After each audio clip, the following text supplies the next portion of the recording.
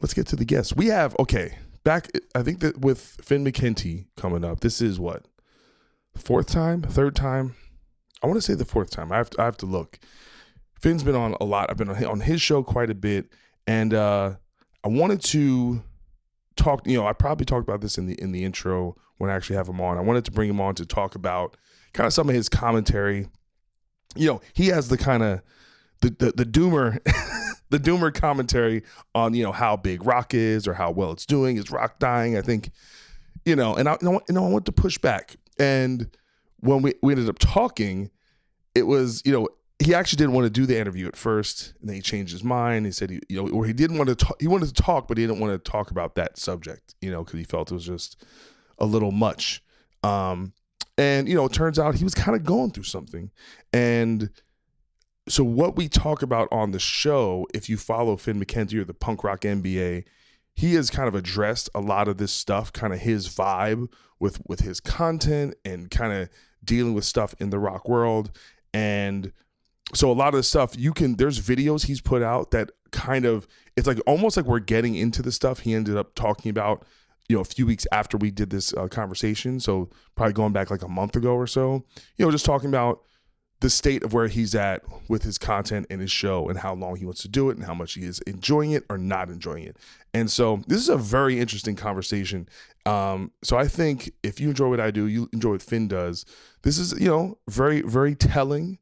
And just, I always love talking to Finn. I think he's one of the smartest guys around and just someone I consider to be a real friend.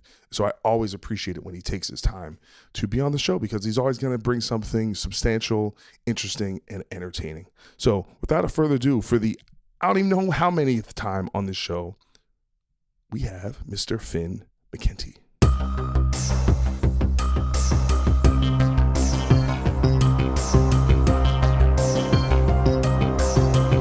Welcome back.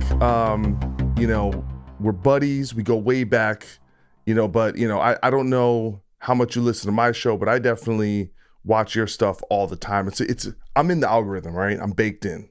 Okay. So I'm always, I'm always having my Finn moments. So I'm like, damn it, you. And then so I hit you up, to talk about, this kind of state of rock music kind of situation. And then something most unexpectedly happened. Hesitancy to jump in the ring. And I was like, say it ain't so. Finn McKenty's gone soft. Scared to step into the arena. Afraid the woke mob has beaten him into submission. Worse, it's metal fans. Metal fans. We need a better name for the metal mob. Yeah. Well, you can put whatever name on you want on it. It is what it is. The hive mind. So please elaborate on, I guess, your state of mind that's kind of put you in the position to create, I guess, any form of hesitancy on any number of subjects. I thought this was your stock and trade. Well, here's the thing is, as you may know, so then I wish that this was on my channel so I could play Andy Biersack saying, here's the thing. You can't... People are going to hear what they want to hear, and they're going to believe what they want to believe, regardless of the facts. I mean, I think to use I'll put it in woke terms so you understand. But it's a fact. I think, especially in the post-Trump era, facts literally don't fucking matter. Like literally, nobody cares about facts. People will fit the facts to the narrative rather than the other way around. So I'm just increasingly not inclined to try to change anyone's mind about anything because they don't want their mind to be changed. And it just makes them mad when I do that. And, what's the point of going through life making people mad if it can be avoided? So are you talking about your listeners? Are you talking about... I'm talking about the world. The world. Everybody. Well, yes, but the world is not consuming your content and giving you feedback. I mean, with this, we're talking about people who are in direct contact with your takes, right? Yeah. So specifically, you hit me up saying like, hey, do you want to talk about sort of your, metal is dead kind of thing? And I was like, I don't know. I feel like it's going to make people mad. And you're like, but you already made the videos that made people mad. They're already mad. Yeah. No, you're right. You're right. And So, you're like, come on, pussy. You didn't actually say that, but in so many No, words. it's And then I not. was It's like, not. It's not my parlance. no, I don't. no. You said it in gentler terms, but came through loud and clear. And I was like, all right, fine, because you're right. Everything, and, I will say, of everybody I know, I really respect that you are so good at challenging challenging ideas in a way that is um, uh, persuasive, but not abrasive. And I really appreciate that about you. There's lots of times of all the people I know, I think you're one of the best at saying like, really? I don't know about that. And I'm like, okay, maybe you're right. Well, I think it depends who you talk to, because I think I definitely have a little of the well actually meme burned into my personality, and it can certainly I think in real life it can rub some people the wrong way. It's like, oh, here's Doc with his contrarian view. If you say up, he's gonna say down. Well, And that might be a them problem too. So I'll get to the point here specifically in regards to metal. So what I keep hearing people say is like, oh, metal's bigger than ever. And my point is always like, well, no, it's not. And you can be happy with the state that metal is in, but objectively, it's not nearly as popular as it was 20 years ago. That's just a fact. So do you want to get into this now, or do you want to talk about this kind of? No, let's get into this now, because people want to hear about metal, and then we can talk about the navel gazing stuff after the fact. So that's basically my point is, and I realize that there's a lot of people, and to me it is so obvious, because being our age, I mean, you remember when whatever, like Fred Durst and these people were like legitimate like pop star celebrities on the cover of like People magazine and stuff. So to me, it's just like very obvious that metal was more popular back then. But I realized that if someone's 26, they're not actually old enough to really remember that. Like, maybe they were alive, but they were 3 years old or something like that. And so from their perspective, as somebody who probably wasn't really aware of music until whatever, 10 or 12 years ago or something like that, it is bigger than it's ever been in their lifetime. And so I've sort of tried to keep that in mind. But I mean, it's just a fact that metal is not as popular now as it was back then. So there's so many angles to kind of tackle this from. Okay. Yeah. The first thing is, because I've kind of seen you speak on two different versions of this. The one that metal isn't as big, and also rock isn't also as big. And those are two different, you're kind of, yes. And you have to be kind of specific, because I think if it was the year 2000 and we were talking about the state of heavy music and rock and metal, the real metalheads would have told you, oh, well, Limp Bizkit is the biggest band in the world, but they're not metal. Totally. Do you know what I'm saying? But they've been retconned as good music now. I'm not talking about good music. I'm talking about, I think, in my opinion, the new metal scene was essentially an extension of kind of like alternative grunge and the heavier parts of rock music. So, I agree with you. Yeah. And so at the far end of that, in terms of heaviness, is Slipknot, but Slipknot is the outlier. I think at the end of the day, you could pretty much call, and maybe Korn to some degree, but System of a Down, Linkin Park, these are rock bands that are metal tinged, and I think it's a blurry line, right? Because to me, rock and metal culture are synonymous. Especially now, I think increasingly people in the rock world think rock means metal. You know what I mean? Like when they hear Olivia Rodrigo and they're like, that's not rock, that's pop. Like, I don't know what you're talking about. It has like drums, bass, guitars. Like, this is a rock song. It's certainly it's not heavy, but it's a rock song. But to them, I think now people, if they don't hear metal riffs, then they don't consider it rock, which is interesting to me, because I agree with you. Yeah, and I think it's a little broad. And even if you go back to the 80s, for example, right? Like the instrumental timbres you're talking about, right? All that stuff existed because by virtue of that's were the tools you had to make music, right? Like unless you were a distinctly like electronic act, like I was gonna say Autobahn, and I'm like, that's not a real band. Kraftwerk or something like but anyway, so I guess my central I remember that specific, because I had to actually go back through all the videos. I was like, what was the video that actually you used the example of Fred Durst being on the cover of like Us Weekly, Yep. and using like TRL, Yep. and when I thought about that, I was like, you know what, that is a very good point. But if you dig deep into it, I think there are some elements that are really important to kind of tease out. Sure. One, it's a pre-internet, as the internet being the main way we consume media era. The monoculture is dead now, and that changes. So it's kind of apples and oranges.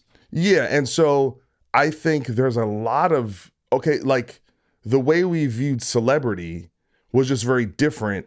And it was, now everything is niche. So you could, I'll turn on the Grammys and they'll be like, oh, such and such artist who came out last year, who is to them the biggest person. I've never heard of them. Yep. And I think you can say that for 100 artists in 100 different subgenres, that in their world, they're the biggest thing of all time. But if you're not clued into that segment of the culture, then you're not going to know. So, same with movies. A lot of the biggest stars in movies are, it's Tom Cruise and The Rock and Ryan Reynolds and all these people who are created in that monoculture era.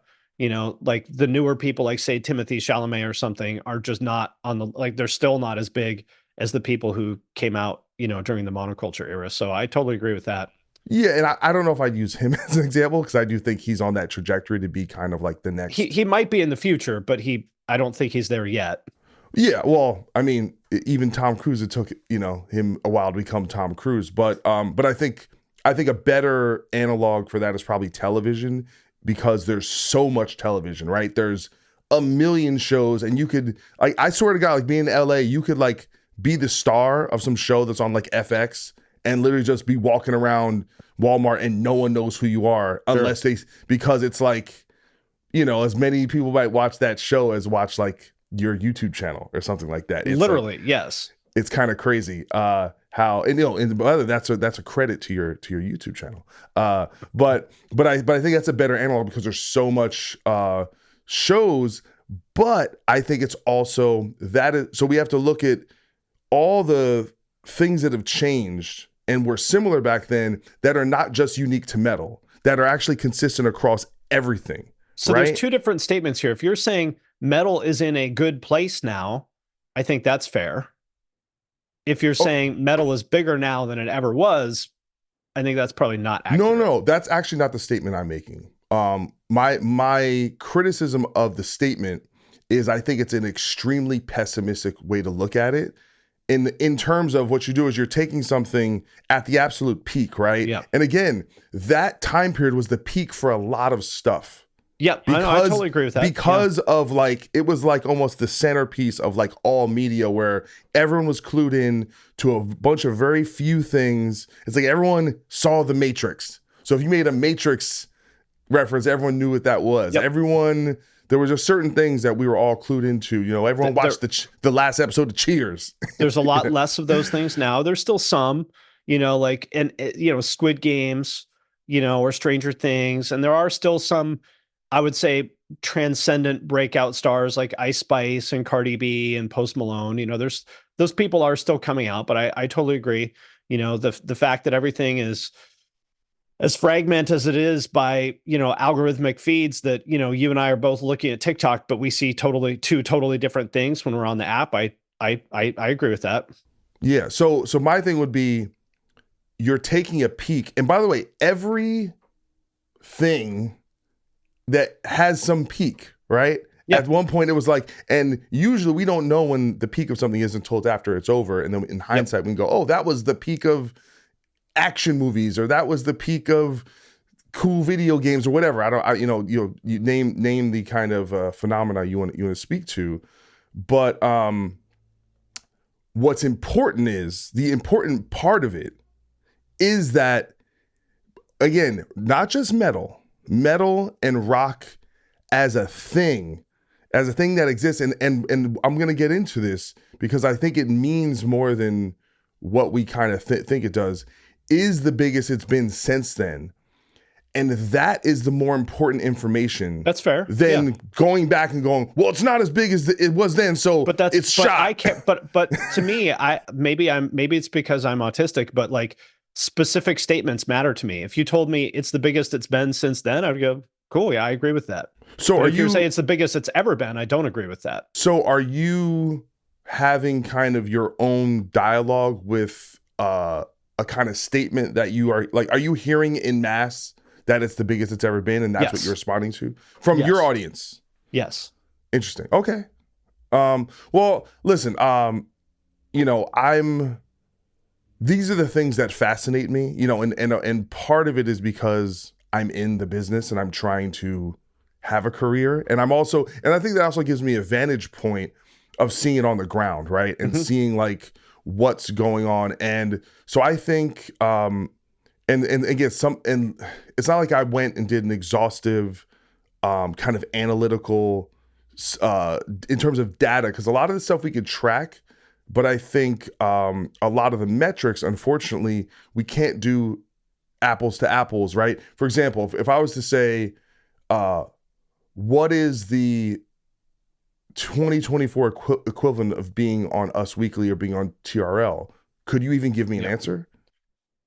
No, because it's a different era. I mean, but that's what I'm saying. TikTok, you know, going viral on TikTok, I guess, is the closest thing. But even then, that's not the same, because there's huge TikTok stars that are getting hundreds of millions of views a month and nobody's heard of them. Yeah. So you're right. I mean, and I've made this point in videos, is that, you know, part of the reason why we don't have those kind of cultural moments anymore is because the apparatus that created them no longer exists.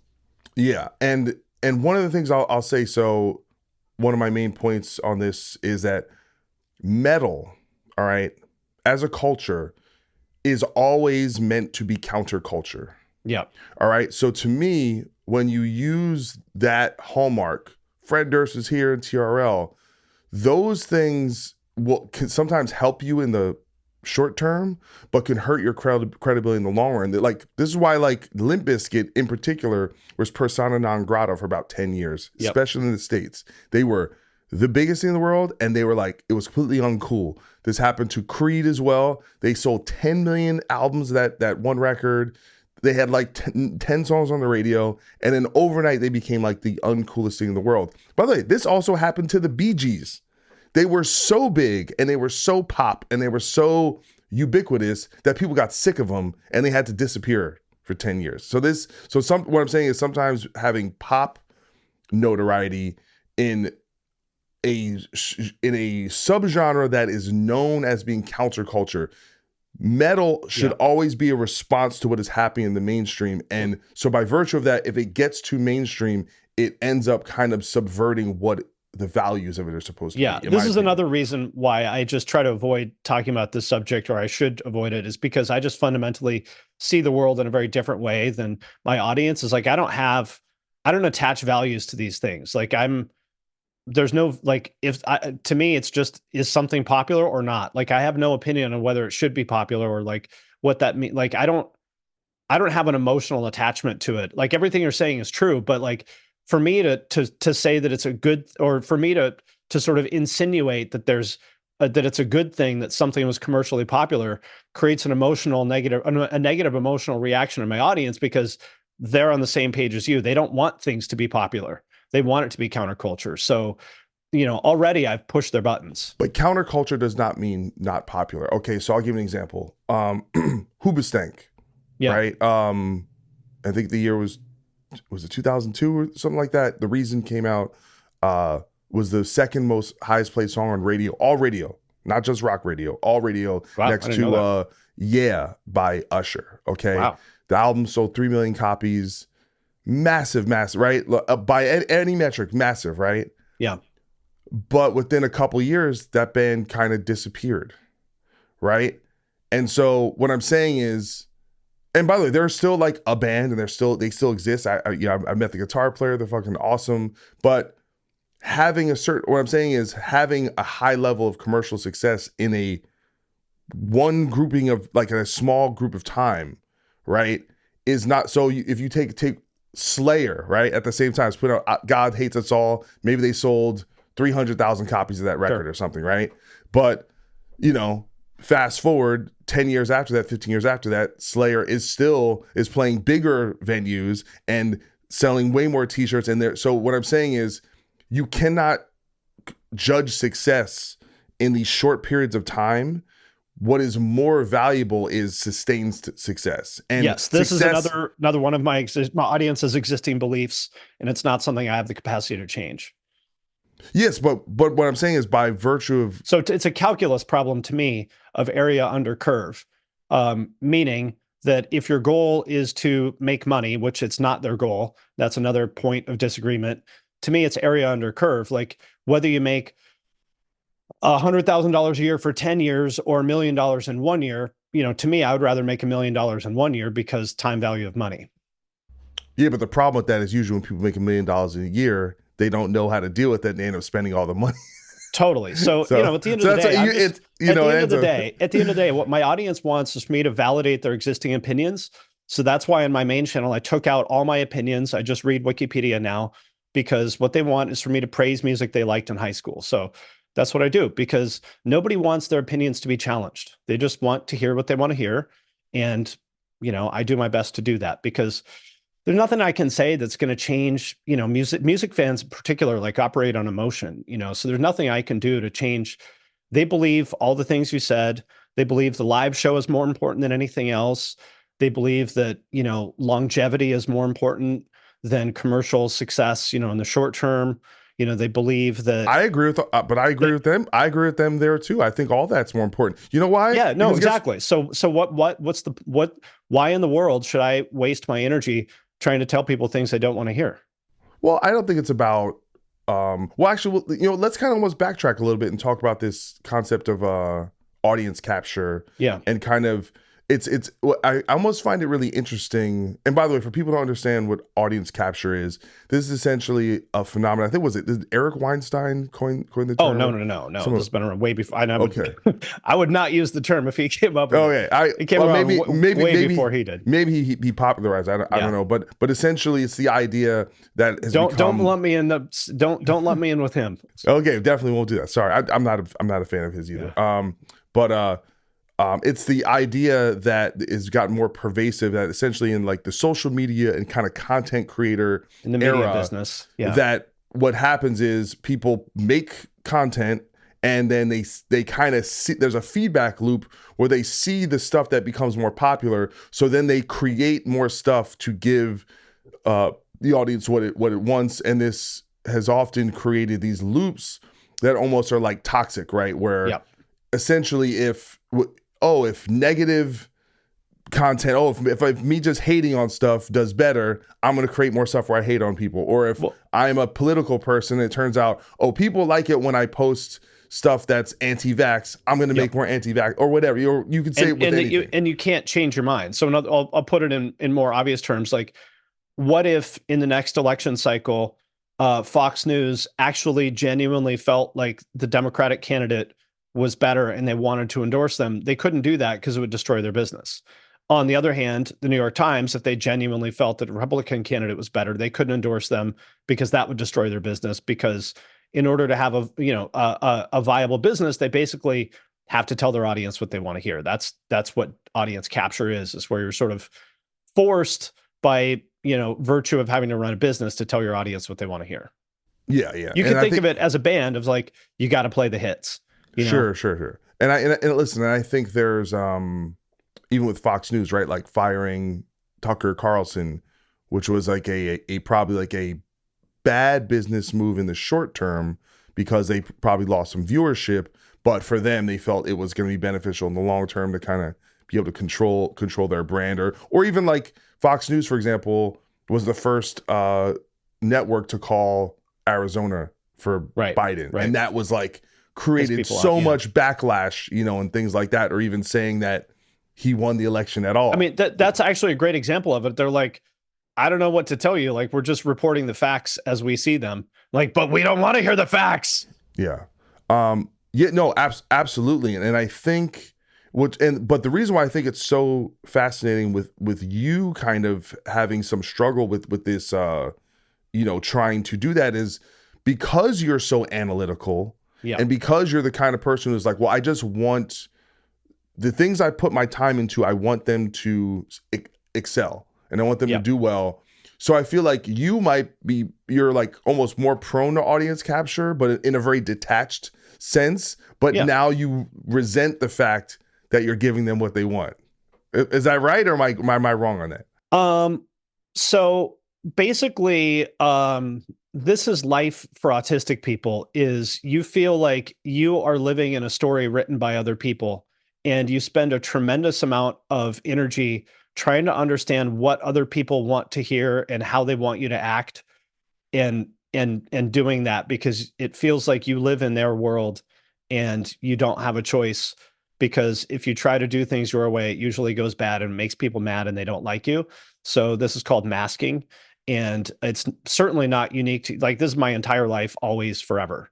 So this is like, I don't know any other way. Like, I don't know. Like, I can't be myself. That doesn't work for autistic people, you know? That's interesting for me to hear, because I feel like what people like about you, what I like about you, is that you kind of have an unbridled honesty that can be like almost viewed as brutal honesty, right? And how can that be any more you than you?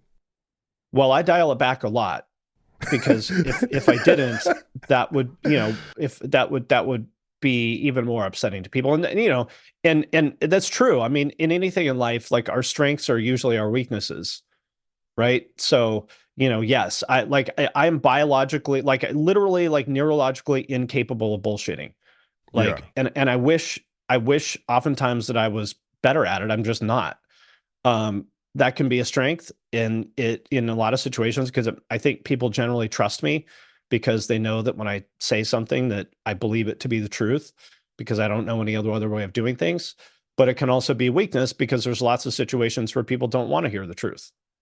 Well, but I don't think you lack social graces. It's not like you're an impolite person, as far as I know, outside of our interactions, so it's not like I think there's, I don't know, because I do you know what I'm saying? Like, I can imagine if you had someone who was uh like on Seinfeld, Kramer was kind of known for this. Like, he would The just say, European like, personality disorder. it's like, well, Hello, doc, you have gained weight.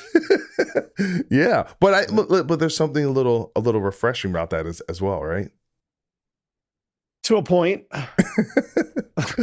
But okay, so I was watching, I watched, I don't know, maybe 4 or 5 videos to kind of prepare for this.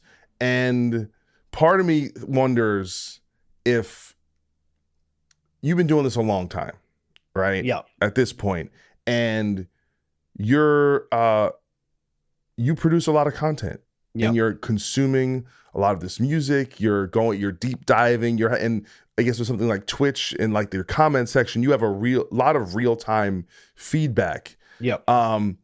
And to me, it comes off like maybe there's just like almost like like have an adversarial relationship now with your audience, where you're like, fuck these guys. Well, I have a very different, I mean, I'm just psychologically very different from my audience. So I'll give you 2 dimensions on that. So have you heard me or anybody else talk about the idea of locus of control? I've heard that phrase. I cannot remember what it means. So it's a term in psychology that basically refers to, like, where do you believe that control over your life comes from? If you have an external locus of control, you believe that your life is controlled by factors outside of yourself, such as, whatever, where you were raised, cops, government, your parents, blah, blah, blah, whatever it is. If you have an internal locus of control, you believe that basically you control the course of your life. I have a very strong internal locus of control. I believe I would guess that if you were to measure this, that probably my audience is more on the external locus of control. And neither of these are necessarily good or bad, although you'll find that people with an internal locus of control tend to be happier, healthy people. Like, if you read, the psychological literature, because it generally doesn't make you feel good to believe that you're, bossed around by things outside your control. Sure, that makes sense. And so, you think about, especially, like, I would say, like, in, the punk world, it's always like pointing the finger at authority figures in society and blah, blah, blah. You know what I mean? Blaming everybody else for your problems. And there's some validity to that, but that just never really vibed with me. Cause I'm just like, well, why don't you just fucking not let them control you, you know? But people with an external locus of control really don't like to hear that. They get very upset if you suggest that actually you do have agency over your life. They don't like to hear that. What's your evidence? Like what feedback that makes you think that about your argument? I think this is a psychological trait that people have. Mm-hmm. You know, but how is that manifesting in their like commentary? Oh, like for example, like I did a video, some life advice telling people like how to get a job. And I said, listen, just about anybody could go get a job at a company like, you know, assuming let's say you live in the Seattle area. If you want to get a job at Microsoft, it's not really that hard to get a job there making, you know, 80 to 100 grand a year. Here's how. And I laid out exactly how you could do it. And they're like, well, yeah, but easy for you to say, but. I'm like, motherfucker, There's no but about it. I just fucking told you how to do it. Like, there's no fucking but about it. Yeah. And so that would be an example of it. The other way that I think I'm very different is, so imagine a slider like in a video game where you have idealist on one side and realist on the other. Idealist meaning that you have a vision of the way that you believe the world should be, and you deeply want the world to change to match your vision of it. On the other side of it would be realist, which is you just sort of accept that things are the way they are. I would be very far on the realist side. Like, there's not an ounce of me that's idealist. I'm just like, well, this is the way it is, and it's my job to adapt accordingly. That spectrum keeps going, by the way. It goes. What's that? It keeps going to, like, you know, pessimist, or like the deepest cynic and doomer version. The realist is kind of in the middle, I would say. In my opinion. Well, fair enough. I don't think so, but I see what you're saying. I'm gonna say optimist and pessimist might be a little bit different. Well, no, but I'm not. But I think there's a different version of that. I think there's a difference between like a pessimist and someone who's actually like a doomer, like someone who, it's not that they're just like they think negatively, or they're just like, I spilled my milk. It is a kind of almost ideological. They have done the math. Mm-hmm. And they have, to their logic, it is, everything is going I would down. say that would be a very strong external locus of control. Yeah. And so if you combine those two things, what you see is a lot of people, I would say, in the alternative music world are idealists who very much believe the world should be different than the way it is. But because they have an external locus of control, they feel like they don't have any agency to change the world into what they want it to be. And so I think they're like very profoundly unhappy people because of that. And I would be too. If I was like, man, the world's all fucked up and it sucks and it should be like this, but we're all totally powerless to change it. Life fucking sucks and I'm furious. I would be angry too. I don't see things that way. To me, it's just like, well, this is just the way the world is, and life is a fucking game, and all I need to do is understand how to play that game to get what I want. Yeah. Yeah. Well, and that's just not how most alternative music people see the world. I would say that a lot of people in hip hop see the world the way that I do. You know, I mean, even going back to like, I remember listening to like Cool G rap and shit when I was a kid, like Road to the Riches. That's what that song is about. And I was like, yeah, like this resonates with me a lot more than this like social distortion, wah wah, fucking poor me, fucking, you know, fuck you, dad. The cops don't like me. Well, why are you fucking letting these people control your life? So so I think you're in a weird situation where I think familiarity breeds contempt, right? And being in such close proximity for such a long time, and again, you have an analytical mind, so you're like really digging into all this stuff. Why do people like this? What's going on here? Yeah. And so now you've been in the soup for so long, you're like, I'm sick of the soup. Yeah, but I've been in the soup of like marketing for 20 years and I'm not sick of it. But is there a comment section of marketing? Yeah, it's called LinkedIn. Bros. I'm on there every day. Yeah, but I don't think that's a creator consumer like relationship. There's people on LinkedIn with, I have 13,000 followers on LinkedIn. Damn. This guy's blowing up on LinkedIn. I love LinkedIn. It's great. Damn. See, I didn't know. No one told me. Because people on there are there to do business. They just want to make shit happen. You can have a productive conversation on there about like, hey, let's talk about the best way to do user onboarding for a whatever, a consumer SaaS app, and you can have a great conversation with people about that. Right on. Yeah, no, listen, I totally hear that. I gotta get my LinkedIn game on. But one kind of last question about the audience capture thing. We'll kind of move on back to the. So point being is that I'm not in the business. I don't want to fight my audience. They are who they are, and I respect that. Why should I try to change them if they don't want to be changed? That would be unproductive. Okay, so here's what I think the situation is that artist, like, I know you probably don't see yourself as an artist, so I'll say as not a even creator, slightly. a creator. Even then, you're like, I've heard you say like, I don't think of myself as a creative. I think that's bullshit. I'm not compared to a lot of other people. Yes, but you're creating things, and it's coming from somewhere. That's creativity. And to me, creativity is just problem solving. It's like, I have a blank canvas. I need to fill the canvas, right? Yeah, but I don't have an artistic mind where I like have a need to. Yeah, but go on. Well, anyway, but essentially, you have a bargain to make, right? Which is like, I think if you are giving people what they want, but you are lacking some gratification out of that, eventually there will be diminishing returns, and you're going to be kind of beat down. Yeah. And then, I mean, I have sleep problems because of this, for sure. But then you have to make a choice, which is like essentially that maybe it'll do worse, but I'll be more happy doing it, and it'll perform better or perform worse. So like Avenged Sevenfold, their new album, they went completely left field, and it has not performed as well as their other music. Yeah, which I'm sure they expected and they're fine with. Yeah, they're happy, and they don't care because they're like, we're not going to allow them. Yeah, they fans also had the financial safety to make that decision. Totally, which helps. Yeah, but I think there's probably a lot of artists. I'm getting close to that point too.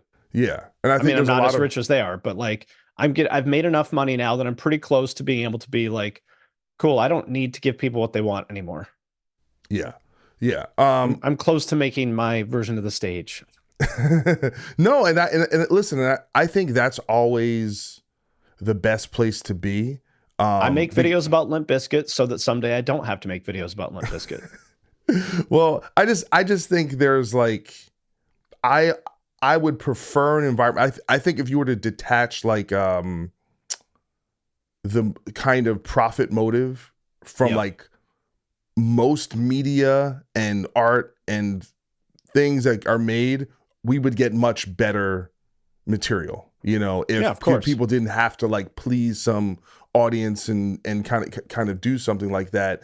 And I think the more we can kind of get to that, and and I think as artists sometimes, at least on the artist side of things, be willing to take it on the chin because you believe in something is something I'm always. Well, how many times have I taken it on the chin because I said something that I knew was going to be unpopular? Like you're acting like I haven't done this. I've done it literally fucking hundreds of times. No, I'm not saying you haven't done it. I'm saying I want more of that. Like, and I'm saying like maybe I should stop doing that because it fucking hurts. Yeah. It sucks and it's mentally draining. Why don't I just tell people Limp Bizkit is good, collect the check and go home? So are you saying does what hurts about it is the actual like conversation amongst people, or just like it gets less views and that hurts or something? Both. Yeah, both. I mean, for example, I made a video about Suicide Boys that I thought was really good. I put a lot of effort into it and it got shitty views and everyone's just like, this shit fucking sucks. This isn't metal. Make a video about fucking Korn. That's not why I subscribe to this channel, blah, blah, blah. Like, well, what's the fucking point of making something that gets low views and everyone hates? What's the fucking point? Why would I do this? Because you want to do it. But I don't think that way. Yeah. It without that kind of circle of kind of validation, it's difficult to substantiate creating it. I mean, why? Like, it's not enjoyable for me to create something that people dislike. I mean, would that be fun for you to like make a song that and then put it out and everyone's like, Doc, this fucking sucks. Why don't you go back to making what you did before? Would that be That enjoyable for literally you? happens to me every day with Bad Wolves. Well, Every, yeah, I mean, but you also have a lot of people that love the band. yeah, well, I think it's, listen, I think you have your internal trust, right? Yeah. Where you go, I believe this is good. And then you put it out in the world, and then you get some kind of reverberation Yeah. about whether that is true or not. And I think that can alter how you feel about a work. Like I remember, like, God forbid, put out a record called Determination, and we like busted our ass. We toured so much, and it didn't connect the way we thought it would. Yeah. And it made us dislike the record more, and it influenced how much we changed on the album after that. And then after the fact, then everyone told us how much they liked that record. And Of it was course. like, maybe if we Yeah. got that love at the time, we wouldn't Yeah. have felt the need to like to move out of that. Well, this is why I say I'm not an artist, because it doesn't matter what I think. Like, this is a product to me. Like, I'm a marketer. That's what I do. I design products and I put them out into the world and try to get people to buy them. That's what I've done for my entire career. So, like, when I was working on Febreze, I don't give a fuck about Febreze.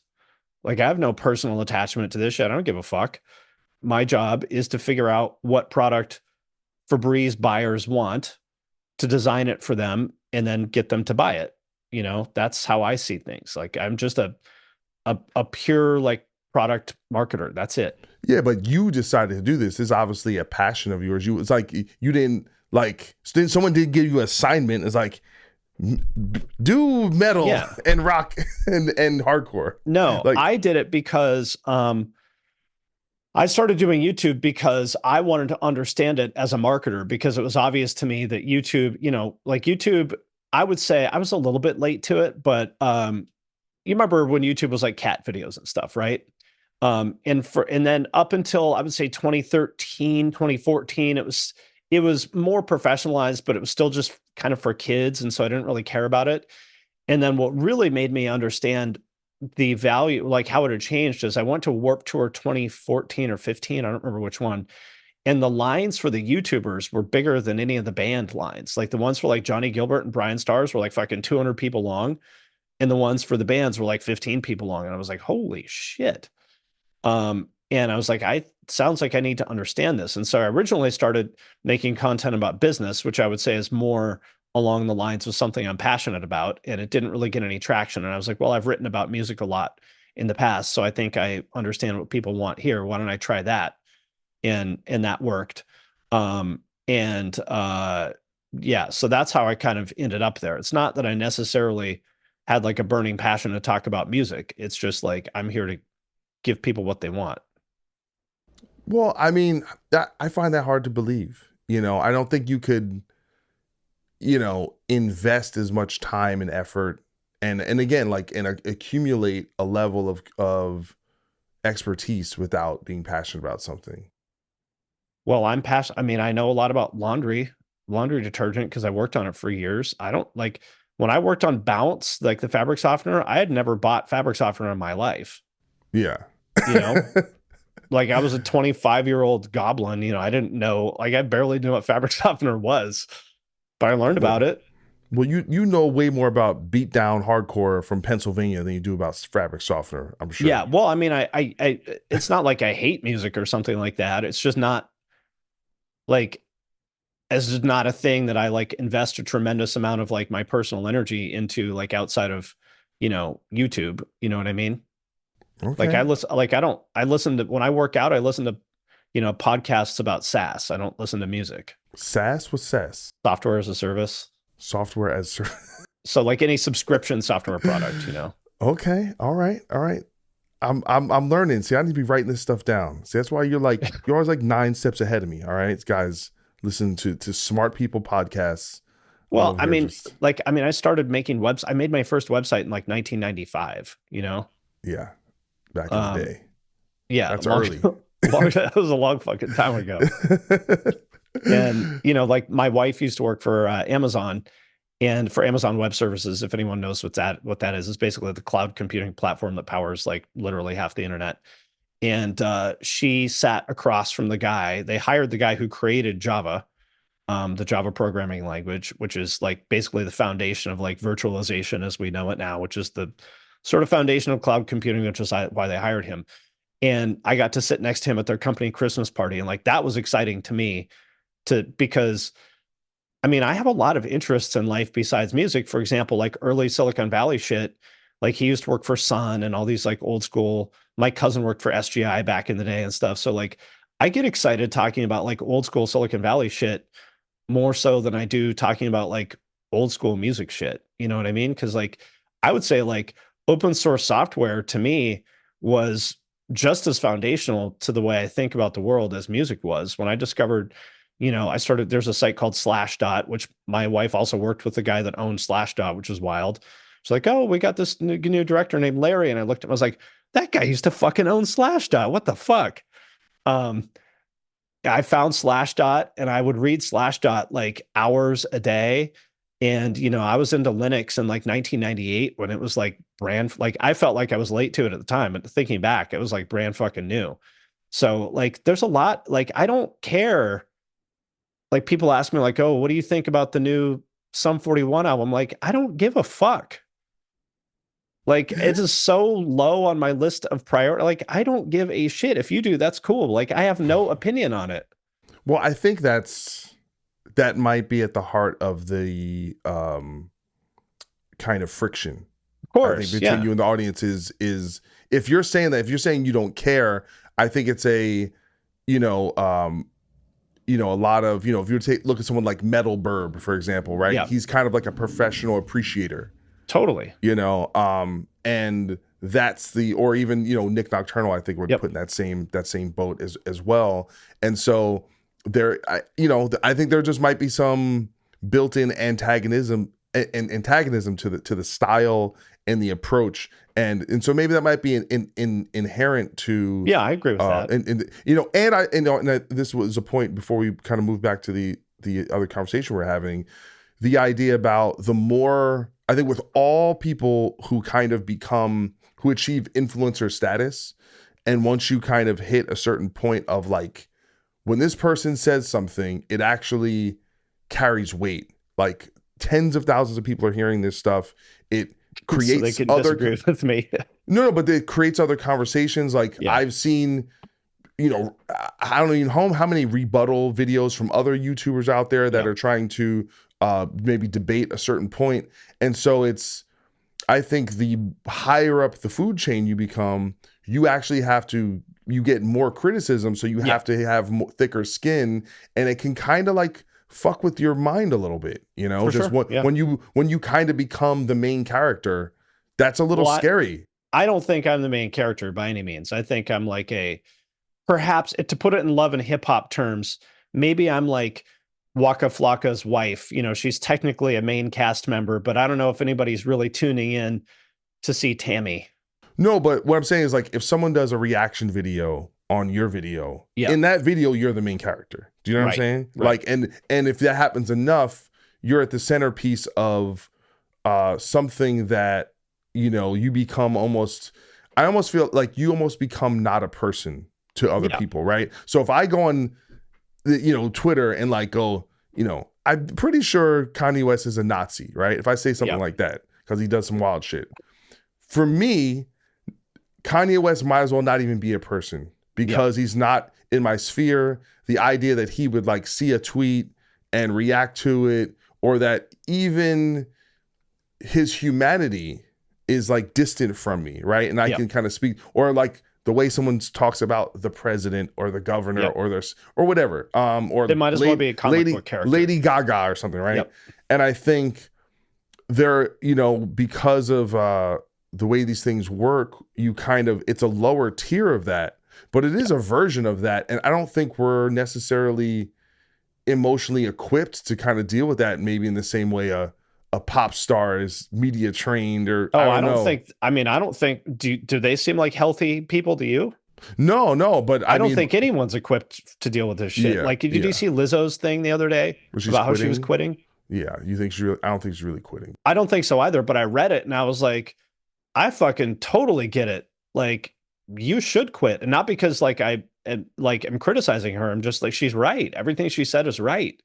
I mean, I do think that, like anybody else, myself included, I think she probably does some things to bring these things on her, bring the stuff on herself. She seemed, she's a little bit prickly, but on the other hand, I would be prickly too if I was her and people were constantly fucking saying the most like horrible, awful shit about her and the way she looks and stuff. I would be mad. Like, fuck, like, I totally get it. Like, nobody is equipped to deal with this, no matter how thick your skin is. Yeah. Like, if you see, like, I mean, you see the shit people say about me on Twitter and stuff. Yeah, I don't care, but you kind of do. We all, because yeah, I we're mean, you hear humans. it. Yeah, I think we're supposed to. I think the idea is we're supposed to not care. That to be out here, it's like you got to be. Yeah, you got to like be, man, intellectually, I don't care because I know this is just some fucking miserable loser with mental health issues. But you hear it enough times, and it's of course it's going to get to you. Yeah, but even that, it's like, what if it's some really successful, well-adjusted motherfucker? Well, then I would put a lot more stock in it. Like if you, my friend, who I respect, said something really critical about me, like I would take that very seriously. Yeah. Yeah. Well, I was just kind of making a joke, but what I'm saying is like, it's,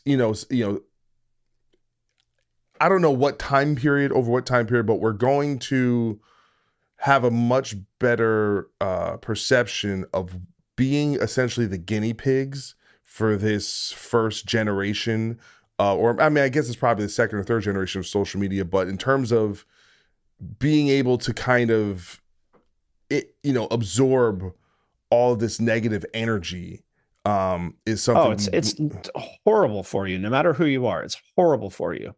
Yeah. Horrible. Like there's no way unless you're like literally a sociopath where you just actually do not give a shit what anybody feels about anything, it's got to be terrible for you. I mean, you've been in the public eye for longer than I have, and people have criticized your bands and shit like that forever, and I'm sure that is not great for you. Well, it varied for me because it was like, mainly when I started writing, that's when I started getting a lot of like feedback. Right. But right. like that was almost like, it wasn't really personal, like I'd do something for VH1 and it would blow up and people would be like, this writer's an idiot, but they're not. I could just be anyone. They weren't really, right. And then when, it wasn't like Coyle sucks. It's like whoever wrote this thing sucks. Yeah. And then like, God forbid, like we always kind of had a like kind of underground cachet. So there was never a lot of shit talking on us. It was almost like we were like, like the popular band would be getting shit talked about them, but us being unpopular would not. And then with Bad Wolves, it shifted. And then when the singer change happened, it went to like a level I've never experienced, and I'm still experiencing. Like that probably as long as I'm in this band, it'll probably never go away. Probably not a lot of fun. Yeah, and but it is something. I do think it's a kind of a muscle, that you have to kind of work, and and I think there is no good solution, right? Because either you ignore it, right? So you just like go like do the Joe Rogan method, right? Don't read the comments, right? And you just he doesn't have to, right? He doesn't. Yeah. He's rich enough and famous enough and has enough people working for him where he can dip his toe in social media when he feels like it, but he doesn't have to. Yep. So there's that kind of Pandora's box thing. It's over there if he wants to kind of see the box of severed heads, but he doesn't have to. I think you can read it and then you just basically like shove it down and just go, I'm strong. It doesn't matter. And then and then it's like tearing apart your subconscious. Or you can confront people and actually go right at people and kind of do it. And I've kind of done all three. Yeah. At some point, and I don't think anyone. And none of them are totally effective. Yeah. Exactly. Yeah. Excuse me. No, it's all right. I'm just choking on all the hatred I've unleashed onto the world, criticizing mid metal bands over the years. It's given me cancer. Yeah, and also I want to totally acknowledge, like, there's been plenty of times where I've said things that I, knew would upset people, and you can't complain if you say things that you know are going to be upsetting and then people get upset, you can't complain about that. So, I'm not painting myself out to be a victim or something like that. But I mean, I do think I think it is unfortunate that I mean, confirmation bias to me is just sort of one of the most toxic, destructive things, like not just in music, like in the And world. pervasive. Yeah, it's just that everyone wants to just have their existing beliefs validated. Well, that's pretty terrifying to me because all of us, including myself, believe a lot of things that are not actually correct. And if we dig in our heels and we won't listen to anything that challenges those things, that's pretty scary. And I think that only becomes confirmation bias, I think, becomes stronger and stronger to me, like every year. I mean, especially in the last, since 2016, I mean, it's just like, I feel like everyone's brains are completely fucking broken now. Yeah, I mean,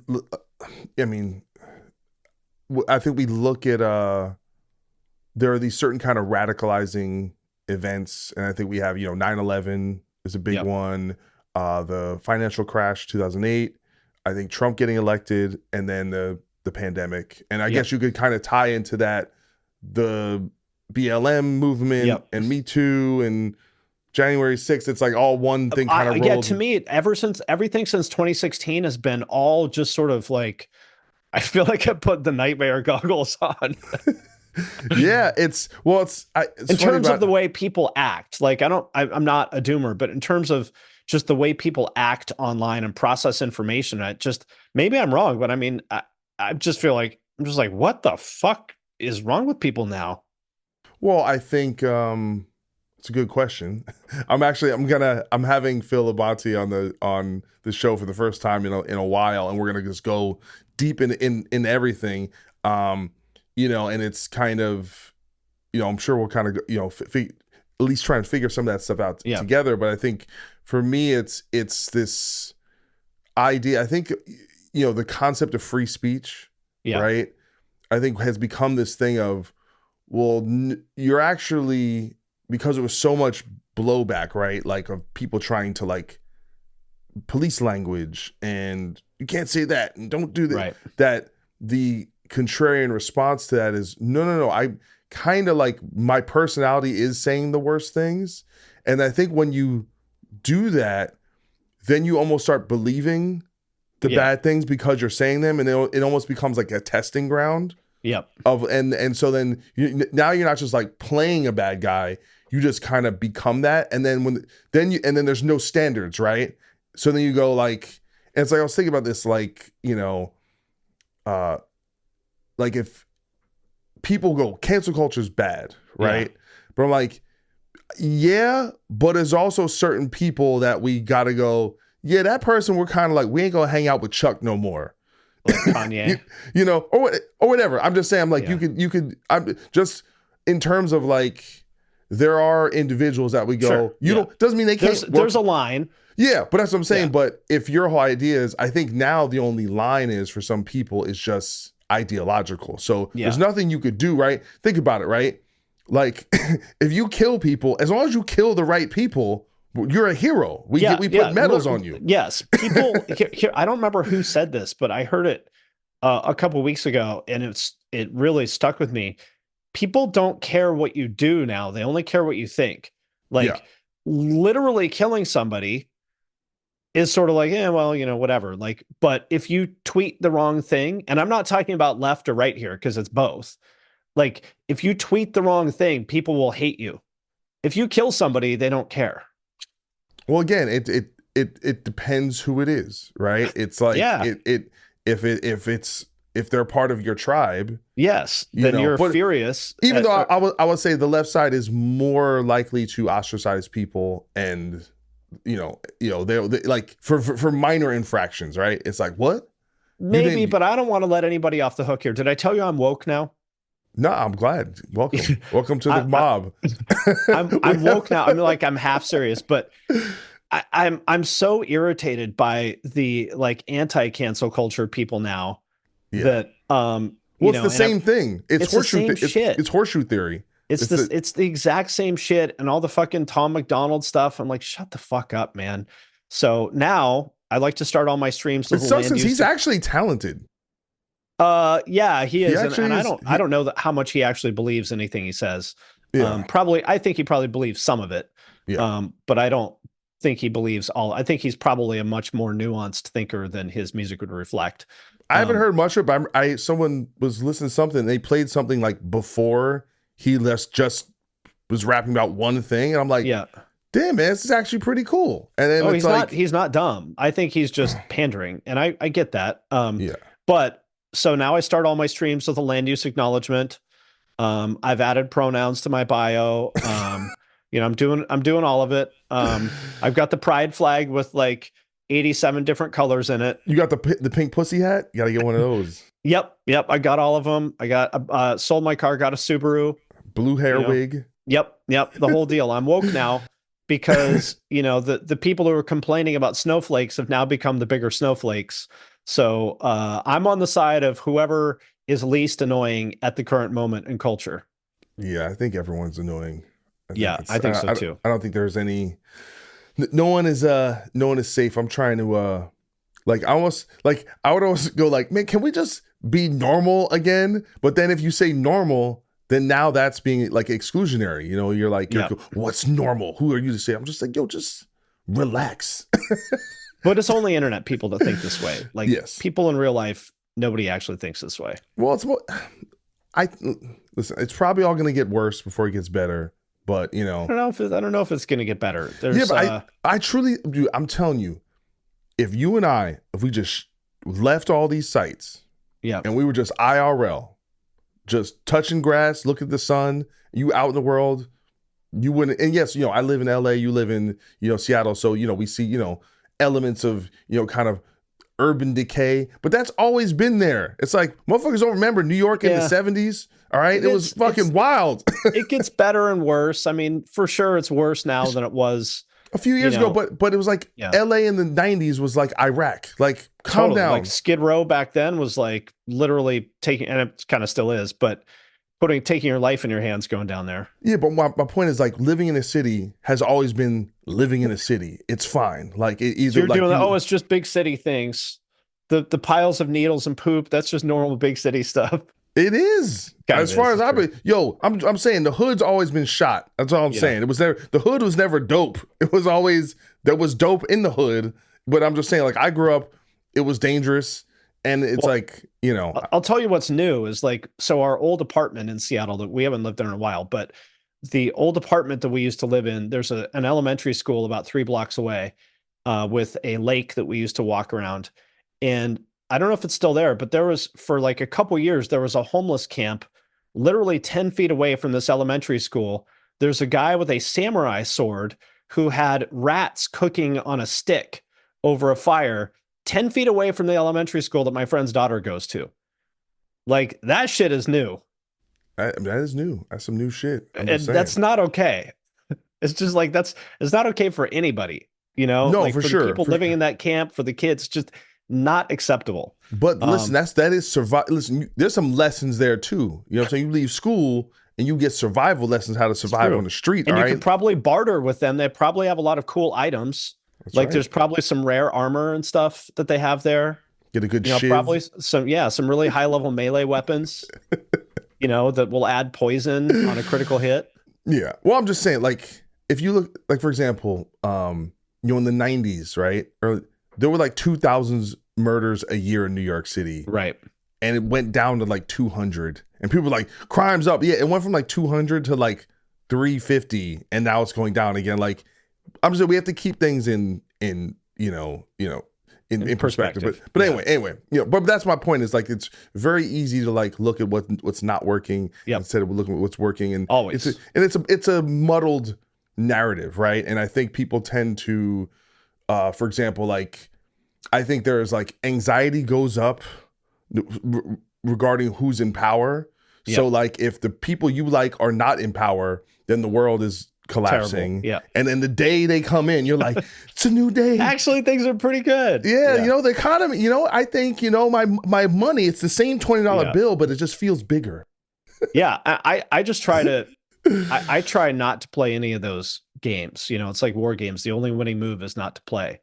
I try to just be, unaffected. And I mean, that's not hard for me. One of the advantages of being autistic is, I don't have emotional attachment to a lot of things that other people do, is I just observe the facts as I believe them to be. All right. So in Naruto terms, genjutsu of that level doesn't work on me. Yeah, I never watched that shit. All right. No. I'm old school anime. All right. Fist of Ninja North Scroll. Star. No, Fist of North. I did watch Ninja Scroll, but Fist of North Star, Akira, Battle Old Angel school. Alita. Yeah, I'm like real old, Yeah. Anyway, Guyver, that was a good one. Mm-hmm. Anyway, so we're gonna get back to this rock discussion. I know the last thing in the world. I think the truth though is you weren't worried about the backlash. You're just sick of talking about rock and metal. I think that's what it is. Well, no, I mean, it's a little bit of both, but like, I'm happy to talk about it with you. If it was anyone else that wanted to have this conversation, I probably wouldn't, but I'm happy to talk about it with you because you're my friend. And I know it will be like a thoughtful, interesting discussion. Yes, and I have notes. All right, Okay. I put some effort in this. So I think the last thing I Came said with was, receipts. that's right. Well, ladies points. and gentlemen of the jury, Exhibit A in the trial against Finn McKenty.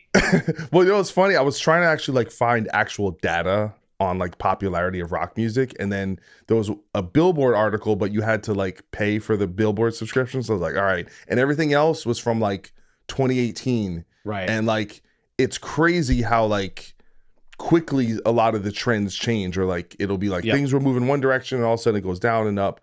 But anyway, so here, go ahead. I want to make one point though, which is something that I think a lot of people sort of miss about what I say. They'll bring up like, oh, Bad Omens sold out this, that, or the other, and there's a difference between you can do good business, and let's leave out Bad Omens because I'm not talking about them in particular, but there are bands who are doing good business but aren't necessarily relevant outside of their bubble. Those are two different things, right? And you could look at like whatever, let's say like Disney on Ice played a hockey arena, last Tuesday and they sold it out. Disney on Ice might be doing great business. That doesn't mean that it's culturally relevant. And so those are two on the other hand, there are things that are culturally relevant that may not do great business. So those are two sort of separate topics. Does that make sense? Yes, but this goes back to my earlier point. I think most things are niche, and just because like a lot of people know who Ice Spice is this year, does that, in the grand scheme of things, like does that actually matter? And so I'm sure rock fans would say no. No, I'm not. But I'm not saying let's not look at it from the perspective of a rock fan. Yeah. Let's look at it like there is no definitive. Well, if it matters that Sleep Token sold out an arena, then it matters that Ice Spice has 40 million Spotify listeners. Sure. I'm not saying none of it. One thing matters more than the other. But what I'll say is that if you're talking about streams, right, you're taking literally the most passive version of participation. It costs zero money and it takes the least amount of effort. And purchasing a ticket takes the most effort and costs the most money, so it matters more. It just does. Like buying a T-shirt, going to a show, when you go and you get parking, you get babysitter, you do all that. It just means more. And so what I'm saying is like even under those, we like there's always going to be pop stars, right, in any given era. Yeah. And yes, we have that one moment, right, where like Fred Durst was hanging out with pop stars, right? But even then, he was an anomaly. It wasn't like there were 15 rock dudes, on the cover of Us Weekly. There's probably, maybe not on the cover of Us Weekly, but there was like the Madden brothers hanging out with Paris Hilton and Kim Kardashian. Pete Wentz was sort of in that circle. There was like there was a handful. Blink 182 guys. Travis Barker. Yeah, there was a handful, but again, I'm not denying that it was a peak of something, but I think it was in many ways it was like the long arc of just rock's popularity, period. Right. So, and you could literally start that arc in 1950 with Elvis fucking Presley, into the Beatles and the 80s and with the hair metal. Well, at the end of the day, grunge. what it comes down to is that people don't like it when I say this because it feels like I'm raining on the parade because they had a really good time when they saw the band that they liked last week. And when I say, like, actually, it's not as popular as you think it is, that makes them feel bad. Well, but I think it also kind of makes you feel good to say that. No, I don't care. I think you do, though. I think it does. Listen, I think there is a nostalgia baked in, right? I think a nostalgia baked in that everything was better back in the day, right? And so You think I'm like that? You know me better than that. Well, I think in terms I'm of... not like that in the slightest. You told me before that you thought I was biased in favor of new music, which I think is true. New music that's not rock. It is flipped with rock. It's like in metal, it's all used to be better. And with new music, it's all about what's now. I don't give a fuck. Like almost all the stuff that so for anybody who doesn't know, my wife is like 15 years younger than me. And so she's a very good filter on this stuff. Like lots of times I'll play her something, I'll be listening to something that I used to love and she'll be like, this is fucking terrible. You like this? And I was like, God damn it. Not anymore. You're right. This is not good. She's been such a good filter. Well, you know what? I'll retract that from the statement. I think it's a little more complex than that. And I don't think my criticism has enough evidence, but I think there's some kind of weird kind of symbiotic thing, but I think it sits a little bit differently. There's some truth to what you're saying. Yes. I hear what you're saying. It's not that cut and dry and it's not that black. But it is difficult to compare apples and oranges. But the example I like to use is in Seattle, Chief Keef played the same place at the same venue as Converge, the Showbox Soto.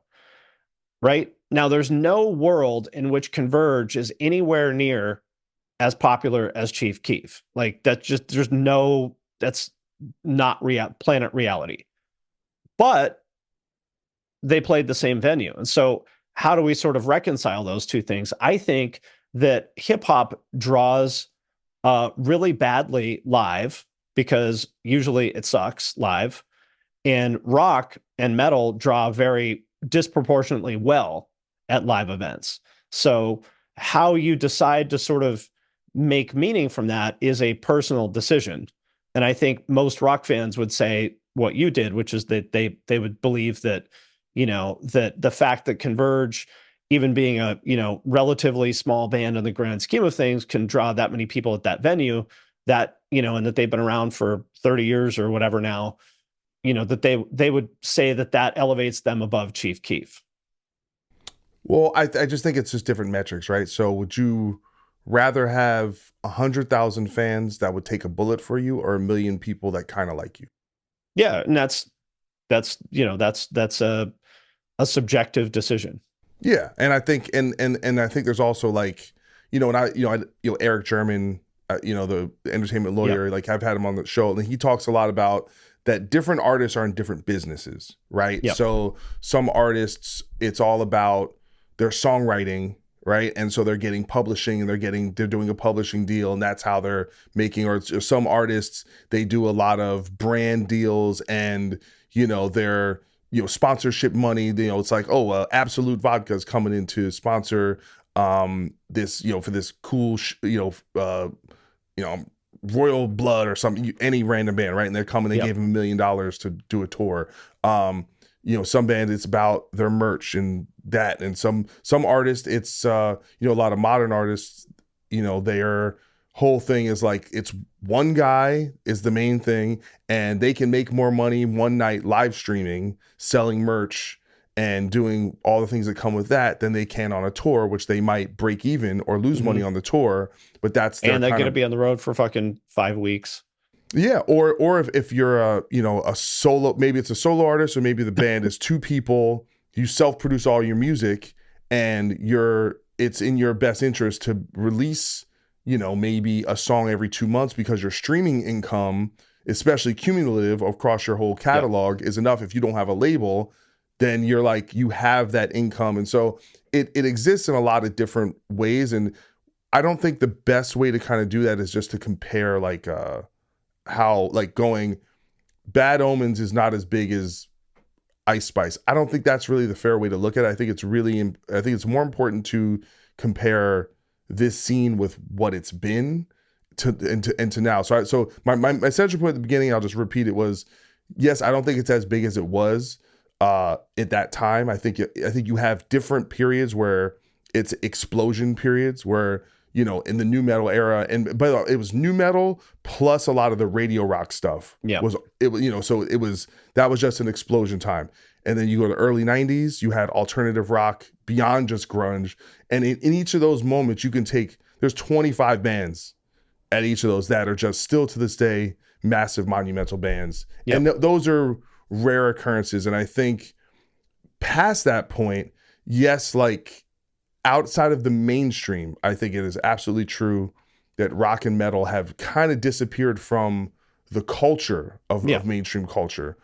But that's all I'm saying. And yes, that's not even a value judgment to me. Like, I'm not like, it's just an observation of what I believe to be the facts. Yeah. And I think it is, but in a weird way, like I said, I think because it's an outsider culture, that's its rightful place, is to be more of a counterculture and be a response to what's happening.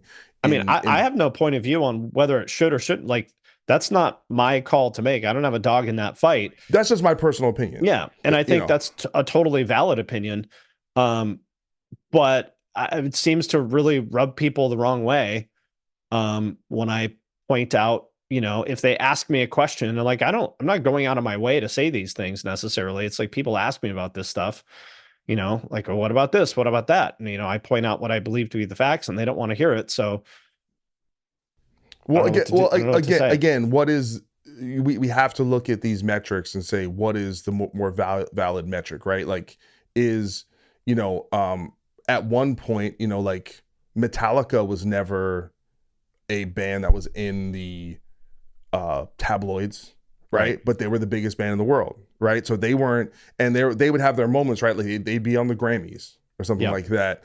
But it wasn't really until, you know, had already put 4 or 5 records out before they actually became kind of that household name type situation. And even today, Metallica is probably bigger than they've ever been in like a grand total sense. Sure. But I wouldn't put them at the forefront of pop culture.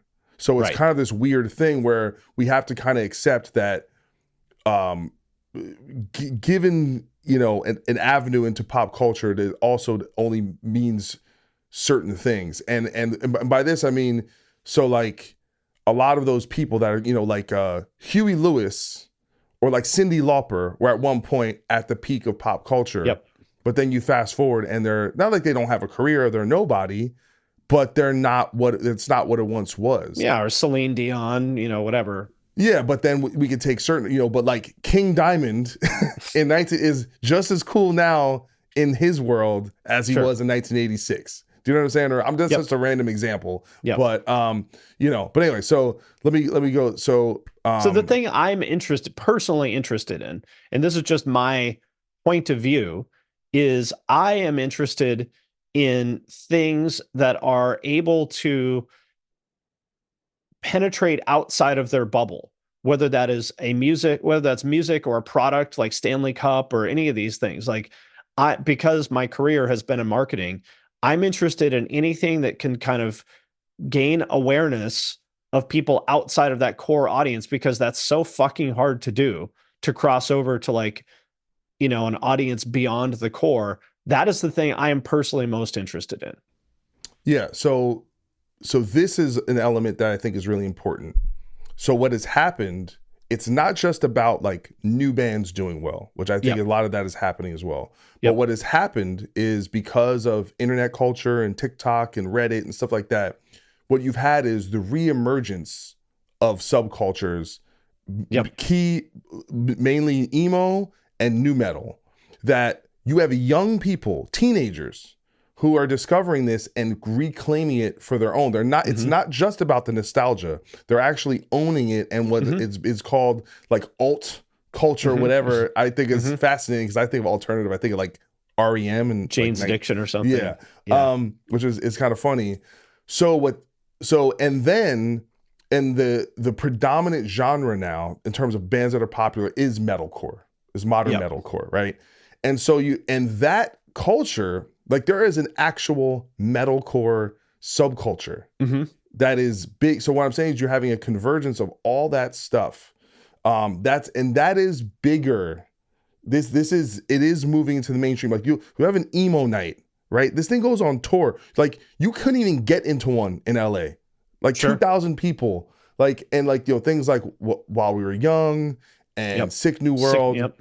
These, dude, I was in my like physical therapist office, and like they're talking about this stuff. And it's, so what I'm saying is like, what has happened as well, it's not just that big band or new bands are getting big. What's happened is what rock has that no other, I wouldn't say no other, but not to the extent. And again, I put metal under the category of rock, and rock is the big umbrella that contains emo and punk and everything, is that it has cultural credibility that can't be bought, right? So the fact that I would say hip hop has that too, but yeah. Yes, but here's the problem with hip hop. Hip hop works in reverse. Hip hop, the older you get, the less respect you get. Yep. Right? So, and unless you're one of a handful of people that's able to transcend that, mostly you're chew up and spit them out within 5 years. Or it's like Old Timers Day. Like they just did this history. It was a history of rap tour. I forget what like Ice-T did it, and it has like 20. It's like Kool Moe Dee and fucking Big Daddy Kane right. and MC Light and all this stuff, right? But even that, they had to wait 2 decades to be kind of relevant again. But I think what rock is on it, the fact that like all those posters you have on your wall, right? That is a form of like authenticity that you can't fake. And people want that. Yep. Like the fact that My Chemical Romance did a thing and was like, they started in New Jersey, they were like a little band, and it was real, and it's something that people can go back to, and there's a lore to it. And and that feels good to like, it's a form of credibility. Like when the part that's frustrating to me though, is that, I mean, MCR is such a great example of this, is that they were completely rejected as fake and gay at the time by, in the same way as Limp Bizkit was. So that's the part that's frustrating to me, is that almost without exception, the vast majority of things that are now like canonized as like classic were rejected when they were actually current. Rejected by, I feel like you put a much bigger emphasis and give way more weight into this like elitist internet nerd stuff. It's before you mentioned it with Limp Bizkit. I mean, there was no band more despised than Limp Bizkit. Well, I know, but like, okay, but at the time you're despised, you're selling millions of records, and you're at the top of the world. The despised part is the least interesting part of it, because that's fair. Because it's like I went to, it was a Taste of Chaos. It was like My Chem, Bullet for Valentine, Atreyu, it was Avenge on it? I can't remember, or Killswitch was on it or something. And I was like, and they were the headliner. And within like 1 year, dude, they were headlining Madison Square Garden, and fucking Muse was opening up for them. Oh, wow. Like they were that thing. Yeah. And I lived in New Jersey, and I saw it and how quick it happened. And I loved them, and I thought they were fucking amazing. And I guess I wasn't on these message boards where people were telling me that they were terrible, but I just was like, this is amazing. I was so happy, like a Jersey. I mean, maybe band. It's because like, I mean, you know how hardcore people are. They're such fucking haters.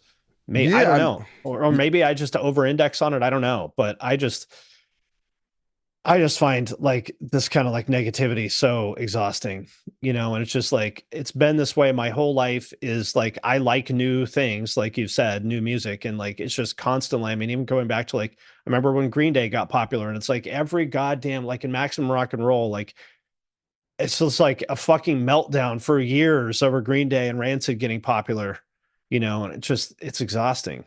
Yeah, I guess, I understand those things and have seen them, but I feel like if the success is that overwhelming, I mean, if I was in the band, I wouldn't give a fuck, I don't think. Yeah. Well, I'm just saying, I'm not in the band. But I'm just saying, as a fan, and maybe I'm sure we're coming from different worlds. I mean, I don't know. I just read Maximum Rock and Roll all the time. I'm just consuming the narratives that were out there. Yeah, and you can go. There was. I mean, Max. Oh my god! I mean, it's probably like a big mistake to be that tightly involved with like DIY punk back then, because these are like really not healthy people, and it's just like, you can go read. I mean, they're all online. You can go read all these things in the 90s about Nirvana, Green Day, Rancid. It's just nothing, people talk shit about anything that got popular. Yeah, and I'm sure maybe that's a punk thing, and I feel like on message boards on some of these metal websites, people will talk shit, but it seemed to be in inverse with For how sure. successful they were. So I'm saying what's more relevant to me is the success, not necessarily the chirpers. In my opinion. Well, I guess it comes with the territory, I think. In many regards, but anyway, but all that stuff that I think it's like you did a video, it's like rock is stuck in the past. Yeah. And I think this is a complete like value misjudgment in that I think it's a very good thing that I'm certain that 99% of my audience would agree with you. Well, but let me explain that. There's a part of it where I really agree with you, where I think, are there enough new bands ascending and are enough people getting the recognition? Absolutely not. But it's also, this is the period of time with the least amount of gatekeepers ever, right? There's more power in individuals to like have a hand in their own success than ever. Yep. But I just think there's so much out there. It's just harder to break through. I don't think it's because there's a lack of opportunities, but what we're seeing right now. So the other point I want to make is it as peak in 2001? No. But what has happened is the floor has elevated for every subgenre. Hardcore, for sure, it's better than it was in say 2014 or something like that. Not better. It is bigger. Every subgenre, what you consider niche subgenre of rock and metal and hardcore is the biggest it's ever been. Yeah, the biggest hardcore bands of all time are existing right now. Without a doubt. You have deathcore bands, right? Bands like Slaughter Prevail and Lorna Shore are the biggest deathcore bands ever. Suicide Silence is probably a little bit bigger in their prime. They've never, what these guys are about to do, the venues like selling 2,000-3,000 tickets a night, Suicide Silence never did that.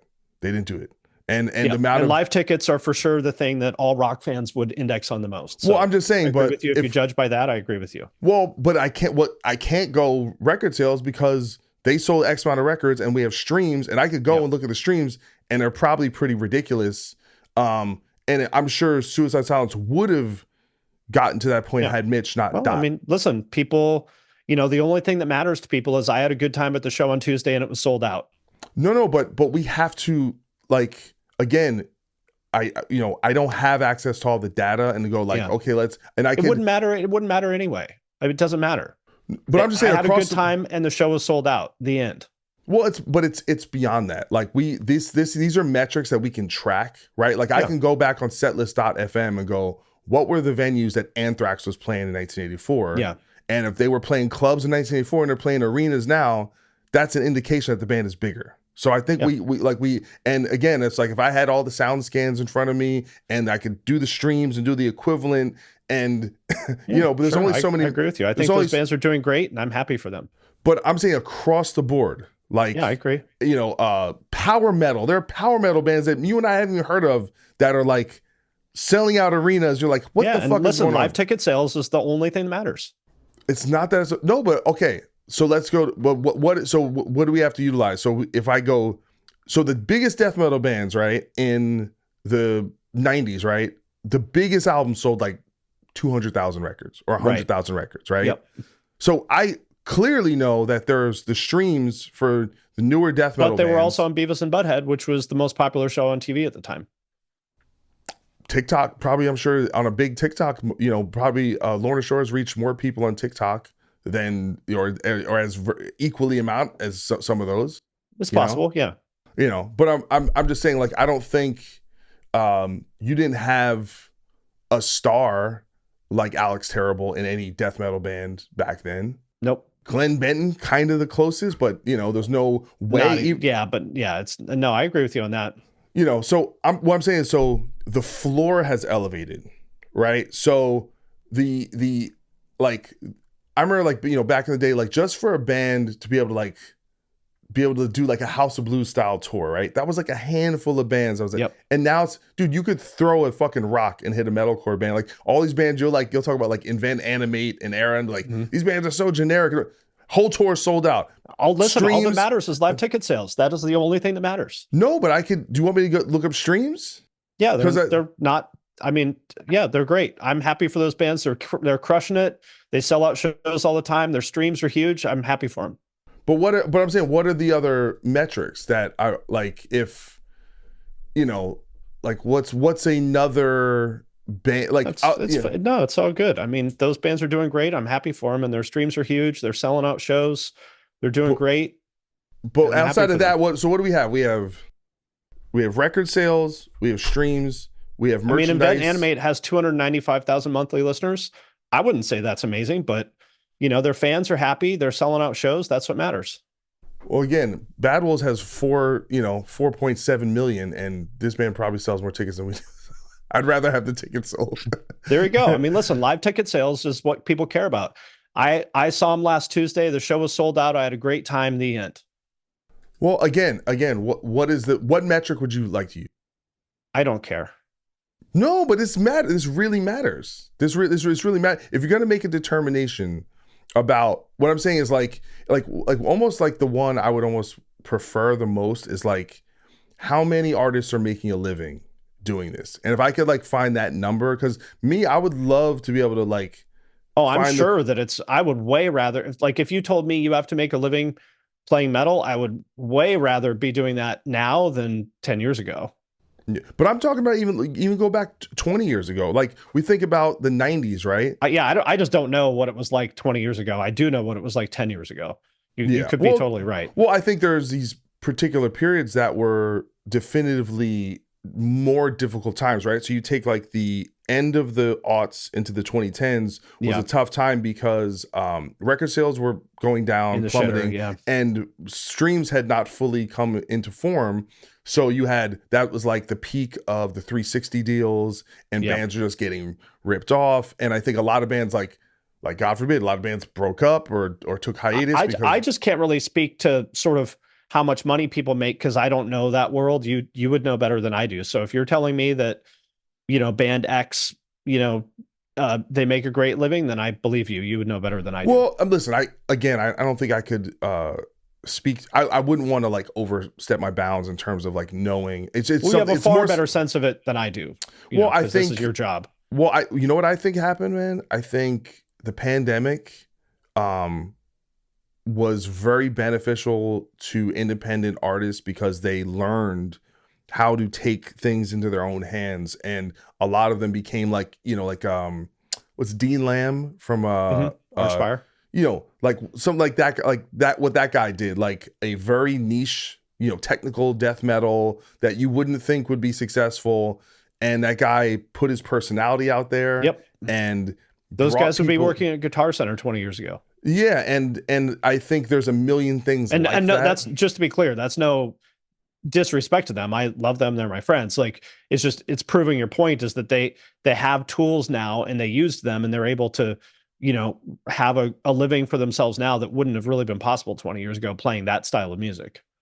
Yeah. No. And but I think there's a bunch of different things like that in addition, and I think the live thing is one piece of the puzzle, right? For example, like, touring is way more expensive now than it used to be. So even though a lot of bands are touring, is that tour profitable? Is it, who knows, right? It's probably, you would know better than I do. Yeah. I'm sure it's different for every band, depending on their financial situation. By the way, another thing is a lot of these videos that people like, I made some of these videos in like 2018 or 2019 and said things that I wouldn't say now because they're not as true. Like 2019.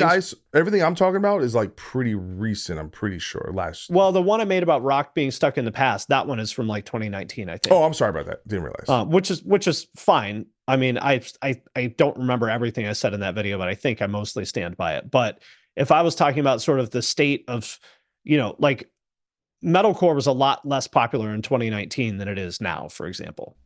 Yeah, I'm just saying that whole genre, it's like by the time I even find out about a band, they're already big. And I'm like, Yeah. how the fuck Like- did this Like deathcore in like 2018 was shot. Yeah. It was like only like Reddit nerds were into deathcore in 2018, which is when I made a video about it and that a lot of people got mad about. But then Lorna Shore came along and now it's different. And you got TikTok baddies that are into it, which is awesome. And I'm like, I've said a million times that I'm very happy to see that trend.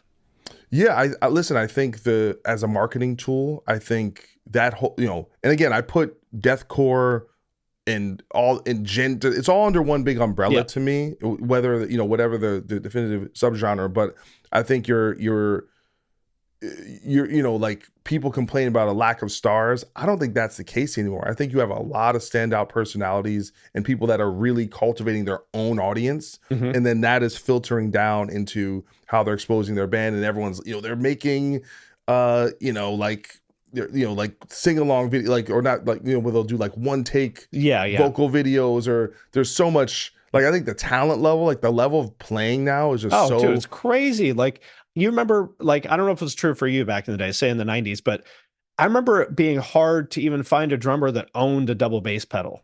Or, I mean, just playing fast at a certain level was like, like Flo from Cryptopsy was like, everyone was like, oh my God. Yeah, like you're a god. There was like one guy in every town that could like play metal, kind of good. What was Angel of Death? If you could play Angel of Death, right. You were like, that was like, for us, it was like Corey from God Forbid. He was like that guy in the town that could play Angel of Death.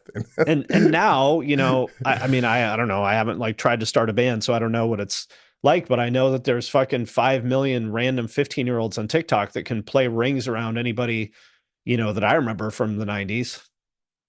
Yeah, it's out of control. And so I think that's a piece of it. So I think so I want to say, just I think the floor has elevated.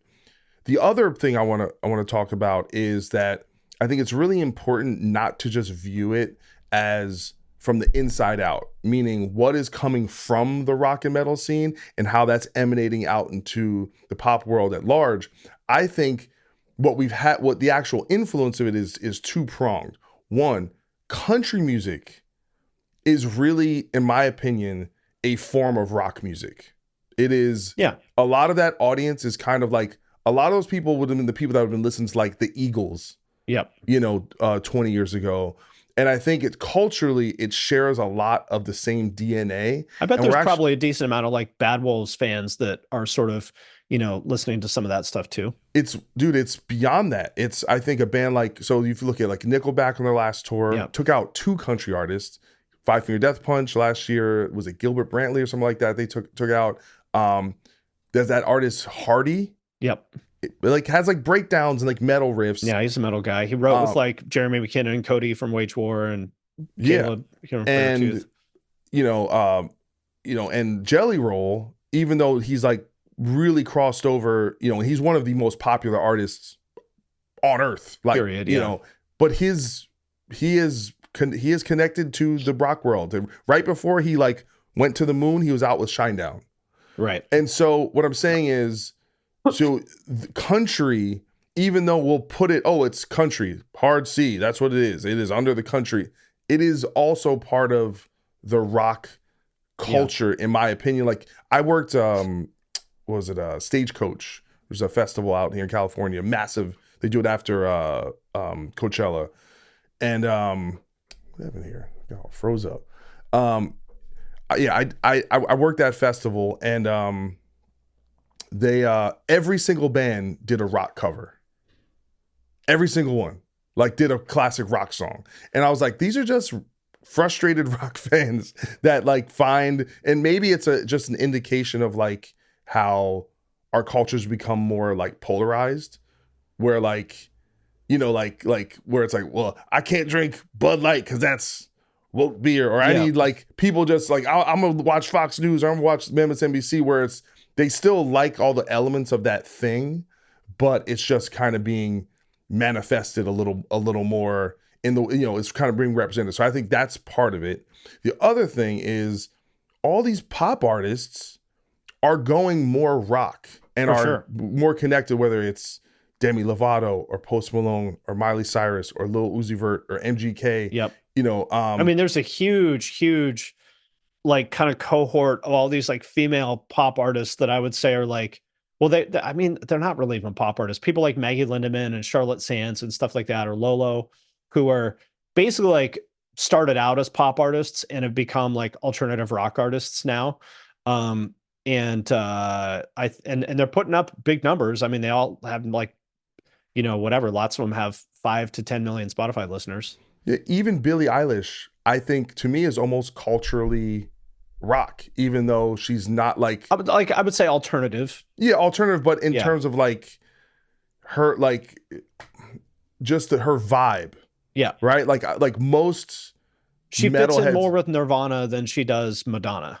Yeah, and so what I'm saying is that exists out there in this way where it's subliminal.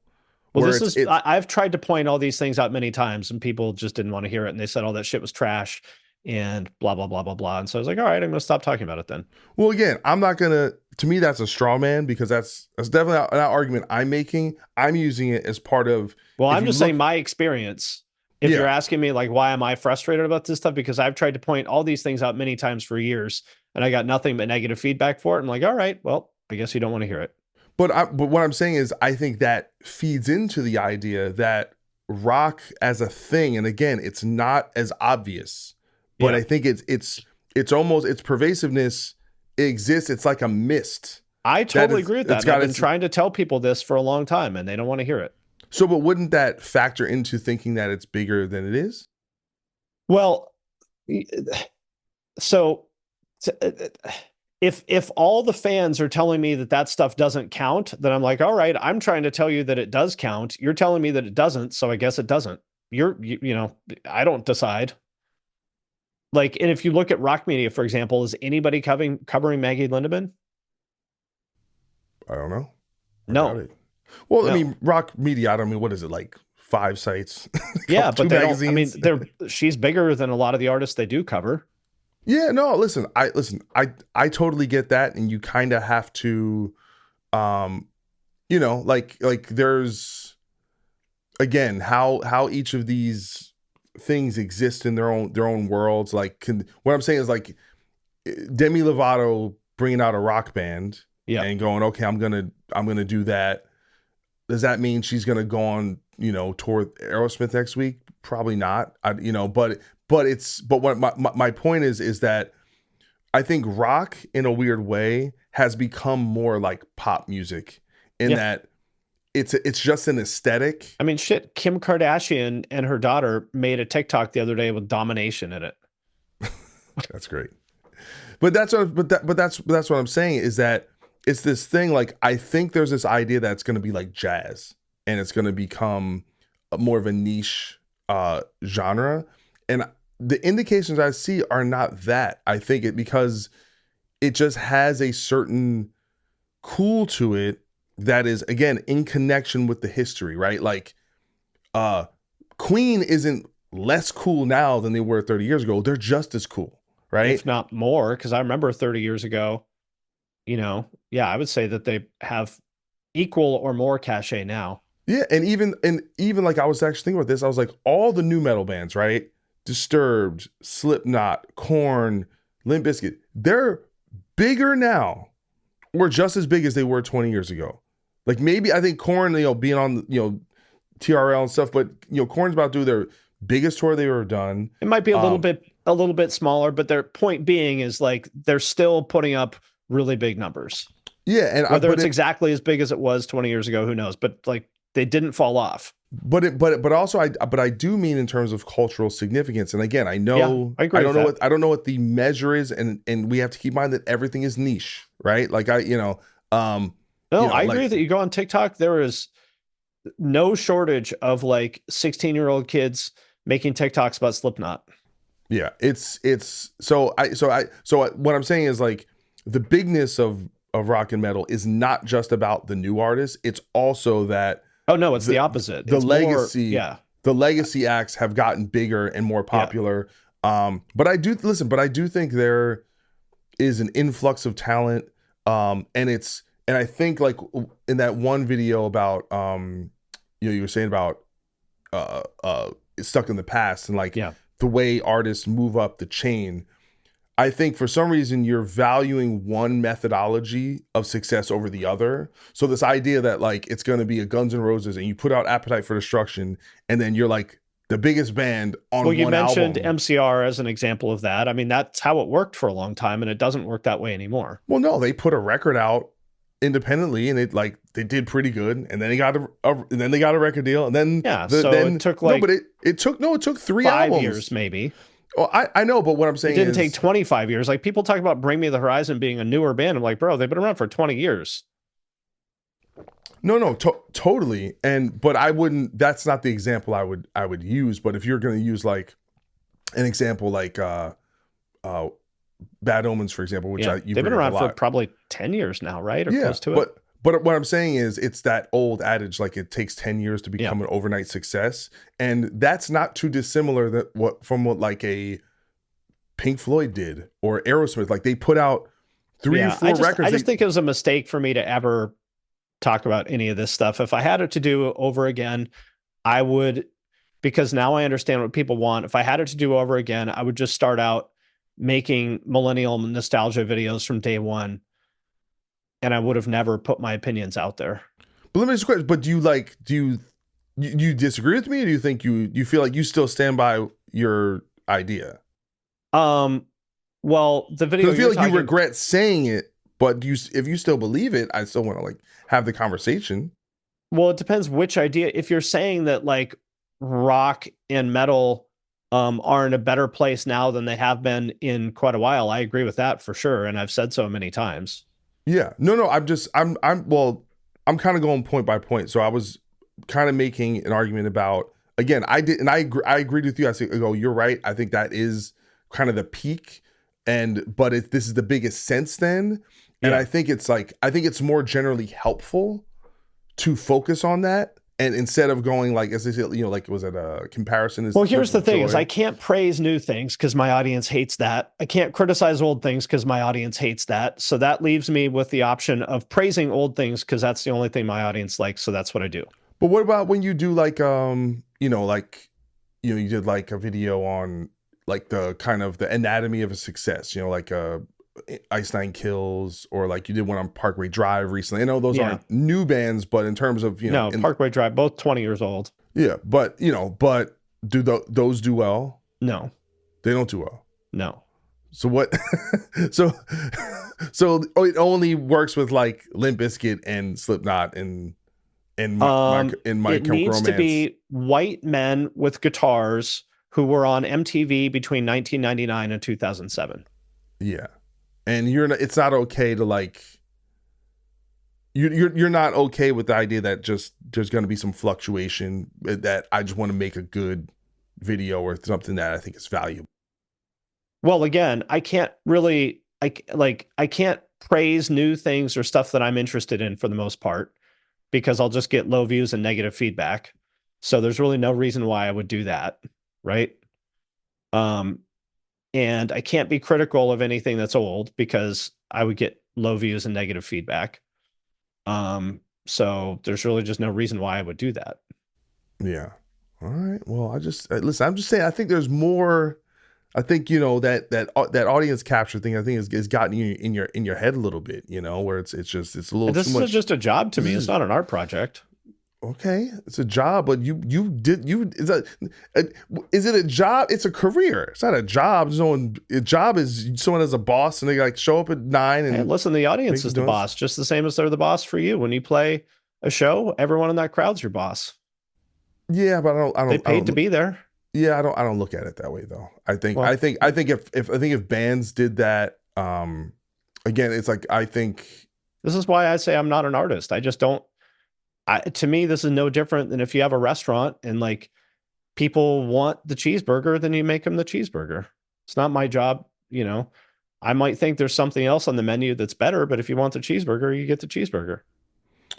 Yeah. But I also think people don't know what they want until someone creates it. I tried for many years to make videos about stuff that I was interested in and just got so much negative feedback for it that like, why I don't, like, what do you want me to do? Like, keep doing this and keep having hundreds of negative comments and people calling me names? Like, why? Like, what's the point? Yeah. Well, listen, I get all that. I get all that. I feel, but I'm, I'm just listen. I'm not trying to tell you what to do. You gotta do what works for you and I what mean, but feel. I just, this is just the reason why you're you and I'm me. This is the reason why you are a musician that, you do. I could never do what you do because I wouldn't take the risks that you have. You know what I mean? Like I just, because you are more on that idealist side. And I'm not saying one of these is better or worse. I think they're both useful and valid in different circumstances. You are more on the idealist side of things than I am. And that Well, has no, led it's you to create certain opportunities for yourself that I would not have. well, no. I don't even think it's that. I think on the more artistic side of things, it actually doesn't work. So like if you for a band like System, if that were the way it was, no one would ever make a band like System of a Down Yeah, I because agree with that, you but would you it's high risk, high reward. You do some weird shit, and it might end up being System of a Down, or it might end up being whatever, some fucking local band that nobody's ever heard of that was also brilliant, but it just for whatever reason didn't work. And I'm a risk averse person, and at the end of the day, I'm here to make money. So that's kind of how I look at it. Is like I'm going to give people what I believe they want. so I think so I had this idea like maybe I'll do it as a video if I ever actually decide to become an actual YouTuber. But the premise of this video idea was that everything now. You ever see the movie Moneyball? I've read the book. Okay, read the book. There you go. See, this smart guy read the book. And and that basically these analytics way of looking at things, right, changed baseball forever, right? Yep. And that eventually got into all sports, right? So like Yep. basketball, like, and all of a sudden you're like, there used to be like, oh, this team plays this way, this way. Now every team plays the same. Yeah. Because they've mathematically realized, oh, this is how you have to, and Yep. they basically like perfected offense in basketball, right? Yes. But that also went everywhere else, right? Yep. So when people go, and I was thinking about this, I was like, not like you were saying, like rock is stuck in the past. Everything's stuck in the past, Yep. right? So I was thinking about this. I was like, even like artists that have like breakout records, it's like The Weeknd, what is he doing? He's just doing the 80s. And Bruno Mars, what he's doing? He's just making an R&B 90s record. Yeah, I agree with that. Yeah, I made a video about this too. Daft Punk just made a 70s disco record. Like sometimes innovation is kind of looking backwards, but we see that in like film and television, right? Where it's like, well, we're just going to do the Ghostbusters. We're going to do Indiana Jones. And they're doing that because mathematically they've deducted that people say they want new things, but it turns out they will always pay for the thing that they recognize more so. Yes. But what does it do? Being famous is better than being good. But what does it do? It makes the art worse. Oh, I think my content is trash. You think? Like, I don't think I make good fucking videos. Why don't you think they're good? I literally summarize Wikipedia. You could just fucking go read Wikipedia. Yeah, but is that the definition of good content? Is the point to entertain and inform? If I'm entertained and informed by the end of the video, isn't that the point of it? Listen, if it was not entertaining, you know what I'm saying? If you put a video out and it had like wrong information, it was like they formed in 1982 when it was 1985, or you were boring and it was. I get things wrong all the time, of course, like anyone else. But yeah. I don't think my content is good. Let's put it that way. Like I'm not proud of it. I don't. Would you say? Hold on, now are you saying because there's Punk Rock MBA and there's Finn McKenty, and Finn McKenty's more like your opinions and kind of talk. I feel like that's just more like silly. They're jokes. That's just a silly channel. Yeah, but you don't think that's good either? I think that's much better. Yes, but man, people sure do get pissed off about it. Are you trying to crash your own situation, or are you in a situation where you're like, I can literally tell them that this is trash and they'll still watch it? Listen, like I said, I'm unable to bullshit. Yeah. All right. I don't know. Like, I don't know any way. Like, I don't know how to be any other way. And it's not always, it's not always a good thing for me. I wish that I was better at this, but that's just how my brain works. It's like, it's difficult. I mean, like living in this, it's fucking tough, man. It's fucking hard. Like, existing like this is fucking difficult. Yeah. And you feel like you're having trouble with that? Like, is that I've something had you're trouble. struggling? I don't mean existing. I don't mean YouTube. I mean my brain. Yeah. Like, I mean existing. There's two worlds that are difficult for me. One is the neurotypical world, which if you like any autistic person, you just feel like you're watching a different fucking movie than everyone else. And you're like, how am I supposed to know that like this was how I was supposed to act? You know, Hmm. like I just said a thing that I thought was like an innocuous fact, and everyone's looking at me like I just called their mom a horrible name. Like, you know, that is a difficult world to exist in. And another world that is very difficult for me to exist in is the world of artistic people that, you know, like operate on emotion. And I'm not saying that's bad. I mean, I deeply respect people that are like creative and artistic and stuff that create all this amazing shit. Like I deeply respect what they do, and I understand that the only reason they're able to do it is because they're like this. Like there's no such thing as like, I shouldn't say no such thing, but like, you know, the people who are most talented and creative are like generally they're fucking weird and, you know, flighty, and like they're not like chill normal people that would be your next door neighbor that takes the trash out every Tuesday. You know what I mean? They see the world differently, and I deeply respect that, but I don't. It's very fucking difficult for me to interact with those people because I am hyper rational and hyper realist and hyper structured, and that is not the world. That's not how music works. That's not how musicians work, and it's not how music fans work. And it's very fucking difficult for me to exist in that world, if that makes sense. And I'm Yeah, not saying they're wrong. I'm just saying it's fucking hard for me. yeah, I feel like there's uh a wide spectrum of creative people, and the kind of, I feel like the kind you're talking about is pretty rare in today's No, it's days. not. I've worked in like design and shit for like 25 years. Like the creative people are, I'm not saying they're all like, you know, weirdos, you know, that are like walking around, you know, wearing a fucking chicken costume. I'm just saying like they're not, there is a difference They between take people out who their do. trash though. I'm saying it's not like They mow their Mr. You know, lawns. I'm saying they're not like, you know, typically not going to be a Costco, your normie Costco dad, you know, and there's a spectrum within those people too. Like, you know, without naming names, like there are some people I know who are like really brilliant and they're fucking on another fucking planet. And then there's other people who, you know, are relatively normal, and there's a spectrum there. But like, I realized even though I was a designer for many years, like I would really clash with people because of all the things I just mentioned. And I realized I get along much better with like engineers and accountants and people like that. Like those are my people, and like marketers, you know, like performance marketers. It's like, hey, we're all here to generate revenue. Here's the straightest path to revenue. So let's do that. Like, cool. And we can like debate what the straightest path to revenue is, but like we all agree that we're here to do that. And that's not how the creative mind works. Well, you need to hang out with more of these mainstream rock bands I'm friends with. All right, Clint Lowry from Seven Dust. All right, Costco Dad. All right, LeJean Witherspoon. All right, Costco Dad. Mark Tremonti. He's going to Costco twice. All right. Oh, I believe it. And, you know, I also think that there's oftentimes um, a difference between, like, we'll put it this way.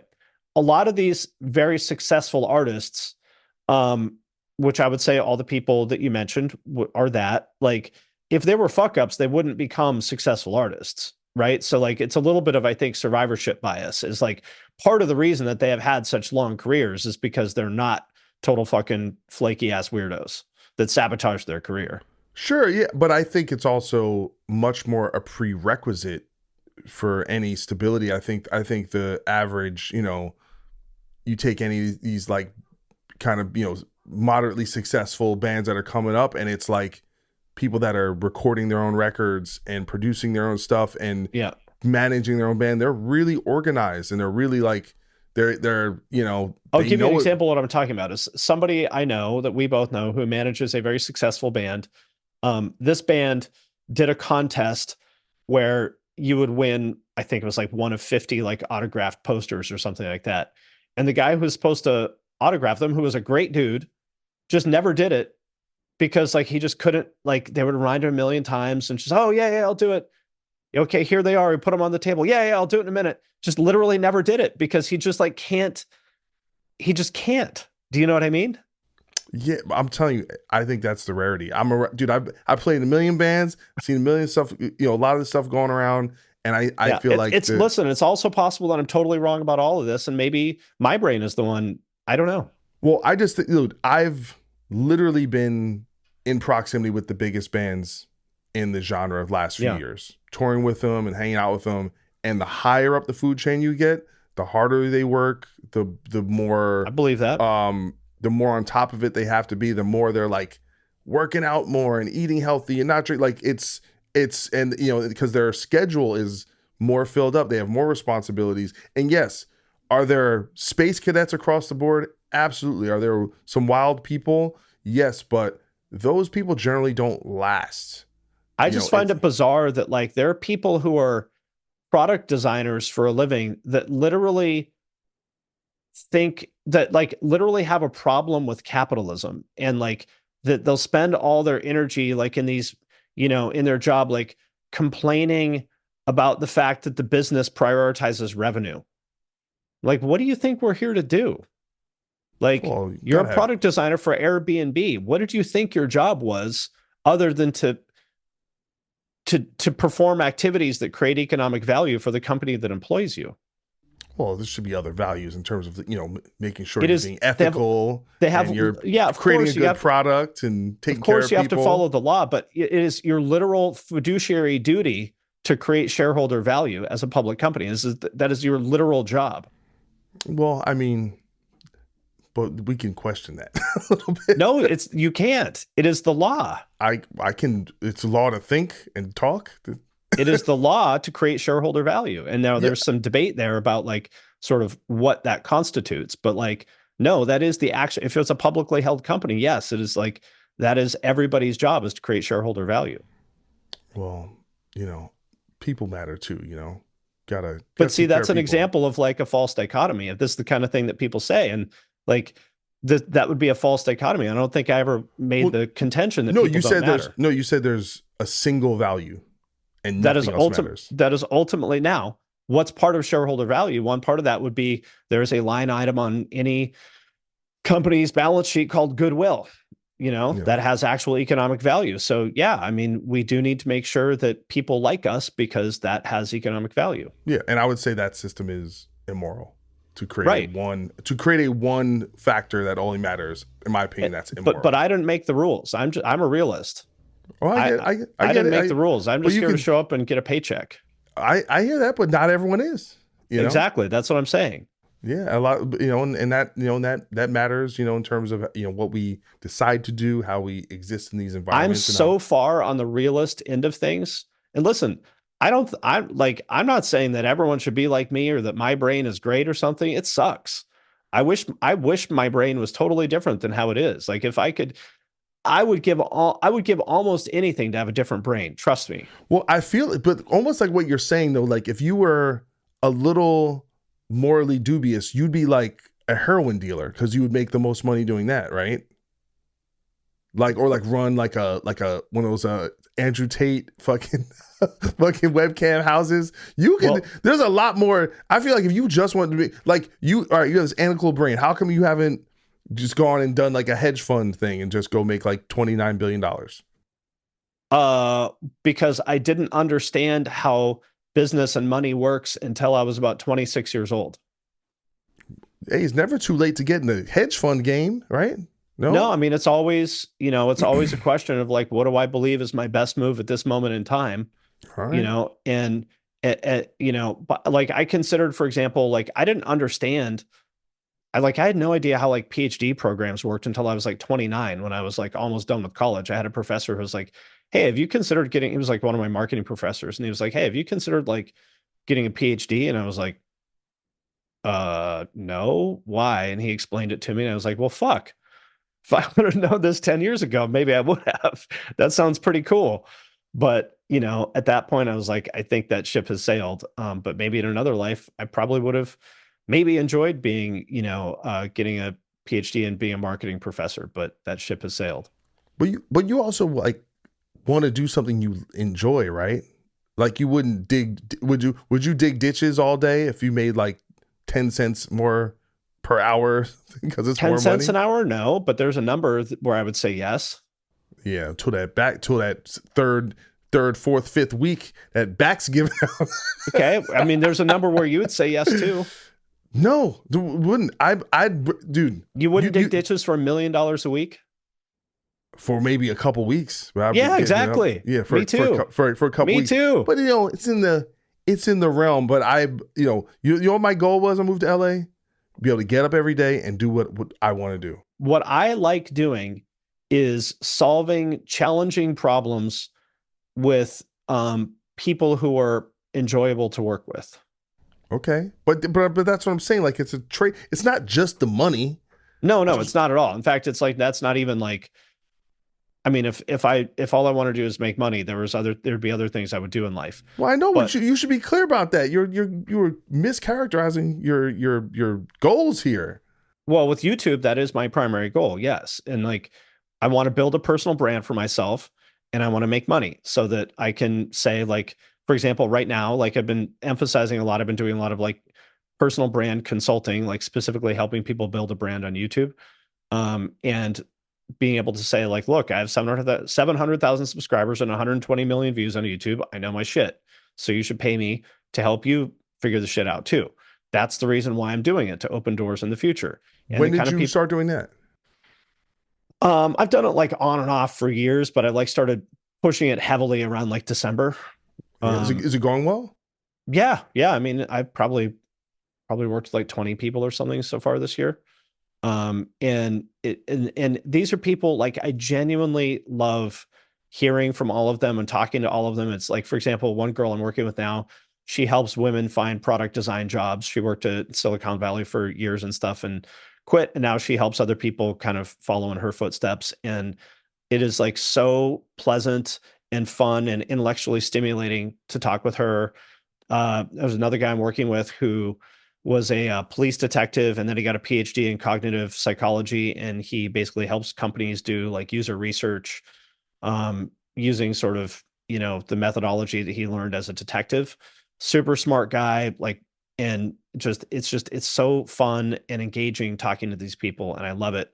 And that's the reason why I did YouTube, so that I could open up this door. Like, I don't want to make videos about Limp Bizkit for the rest of my life, but if that's what I need to do to open up the next door, then I'm grateful for that.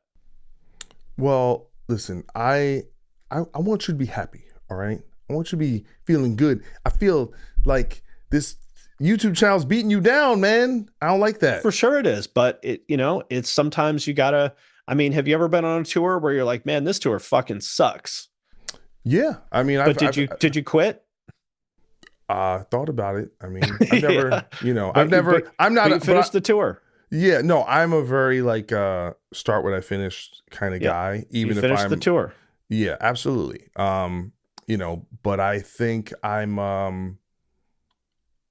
but the long arc of it, like, I go through these periods in life where I'm doing something, I'm on a mission, but it's like I'm that motivation of being like, this is where I'm supposed to be and this is what I'm doing. And then I'll have periods where I go like, I'll question it. I'll go, is this the right place? I think that's healthy, right? Yeah. To periodically check in and go, am I on the right path? Am I happy doing this?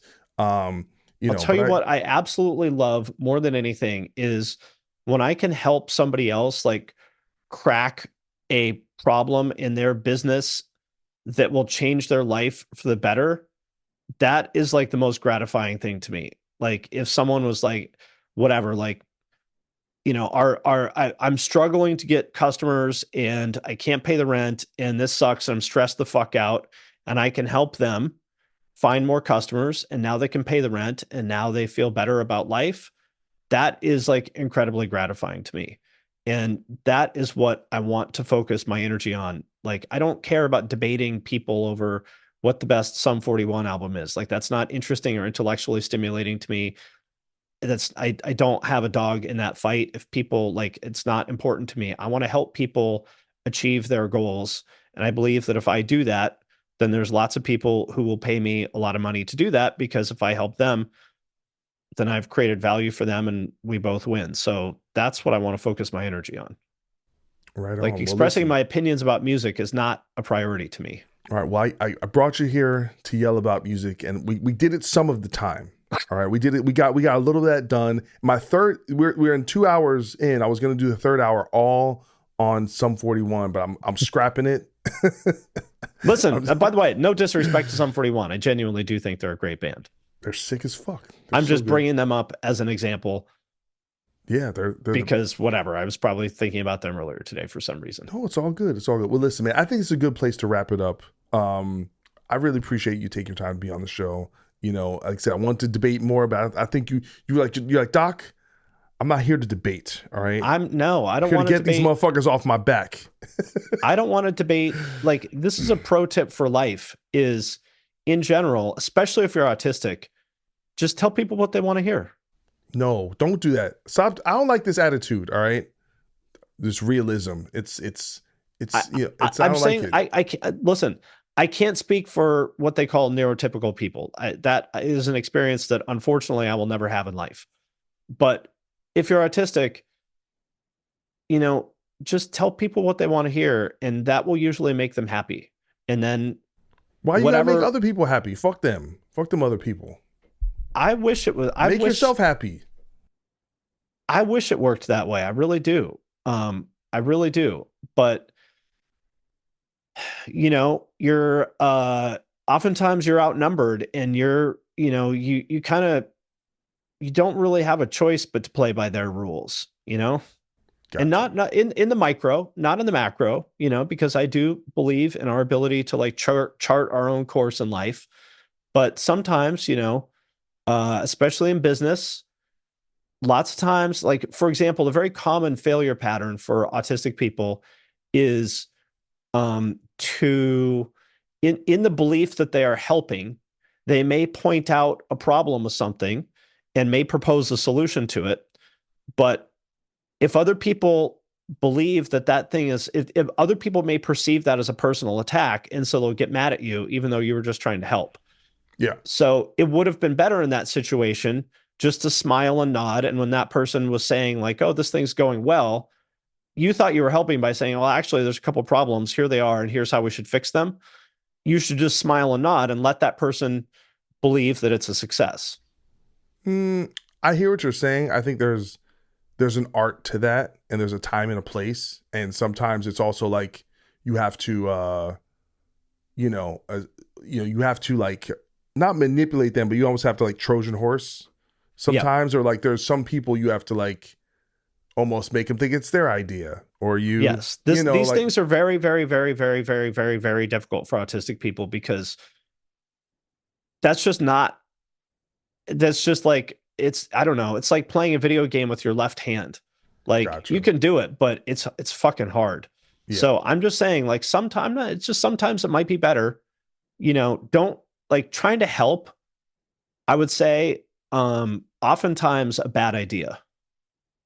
Okay. All right. Well, I don't know how many autistic people we have listening to this, but you heard probably it here first. I have zero insight on this, so I'm gonna offer no advice. Don't listen to me. Hey, and listen, take my opinion with a heavy grain of salt too. All right. Well, listen, brother. It's been a lot of fun. I really appreciate you. And good seeing you. And all right, and I want you to cheer up. All right, you son of a gun. I appreciate it. All right, man. Take care. I'll talk to you soon. All right. Bye-bye. Bye.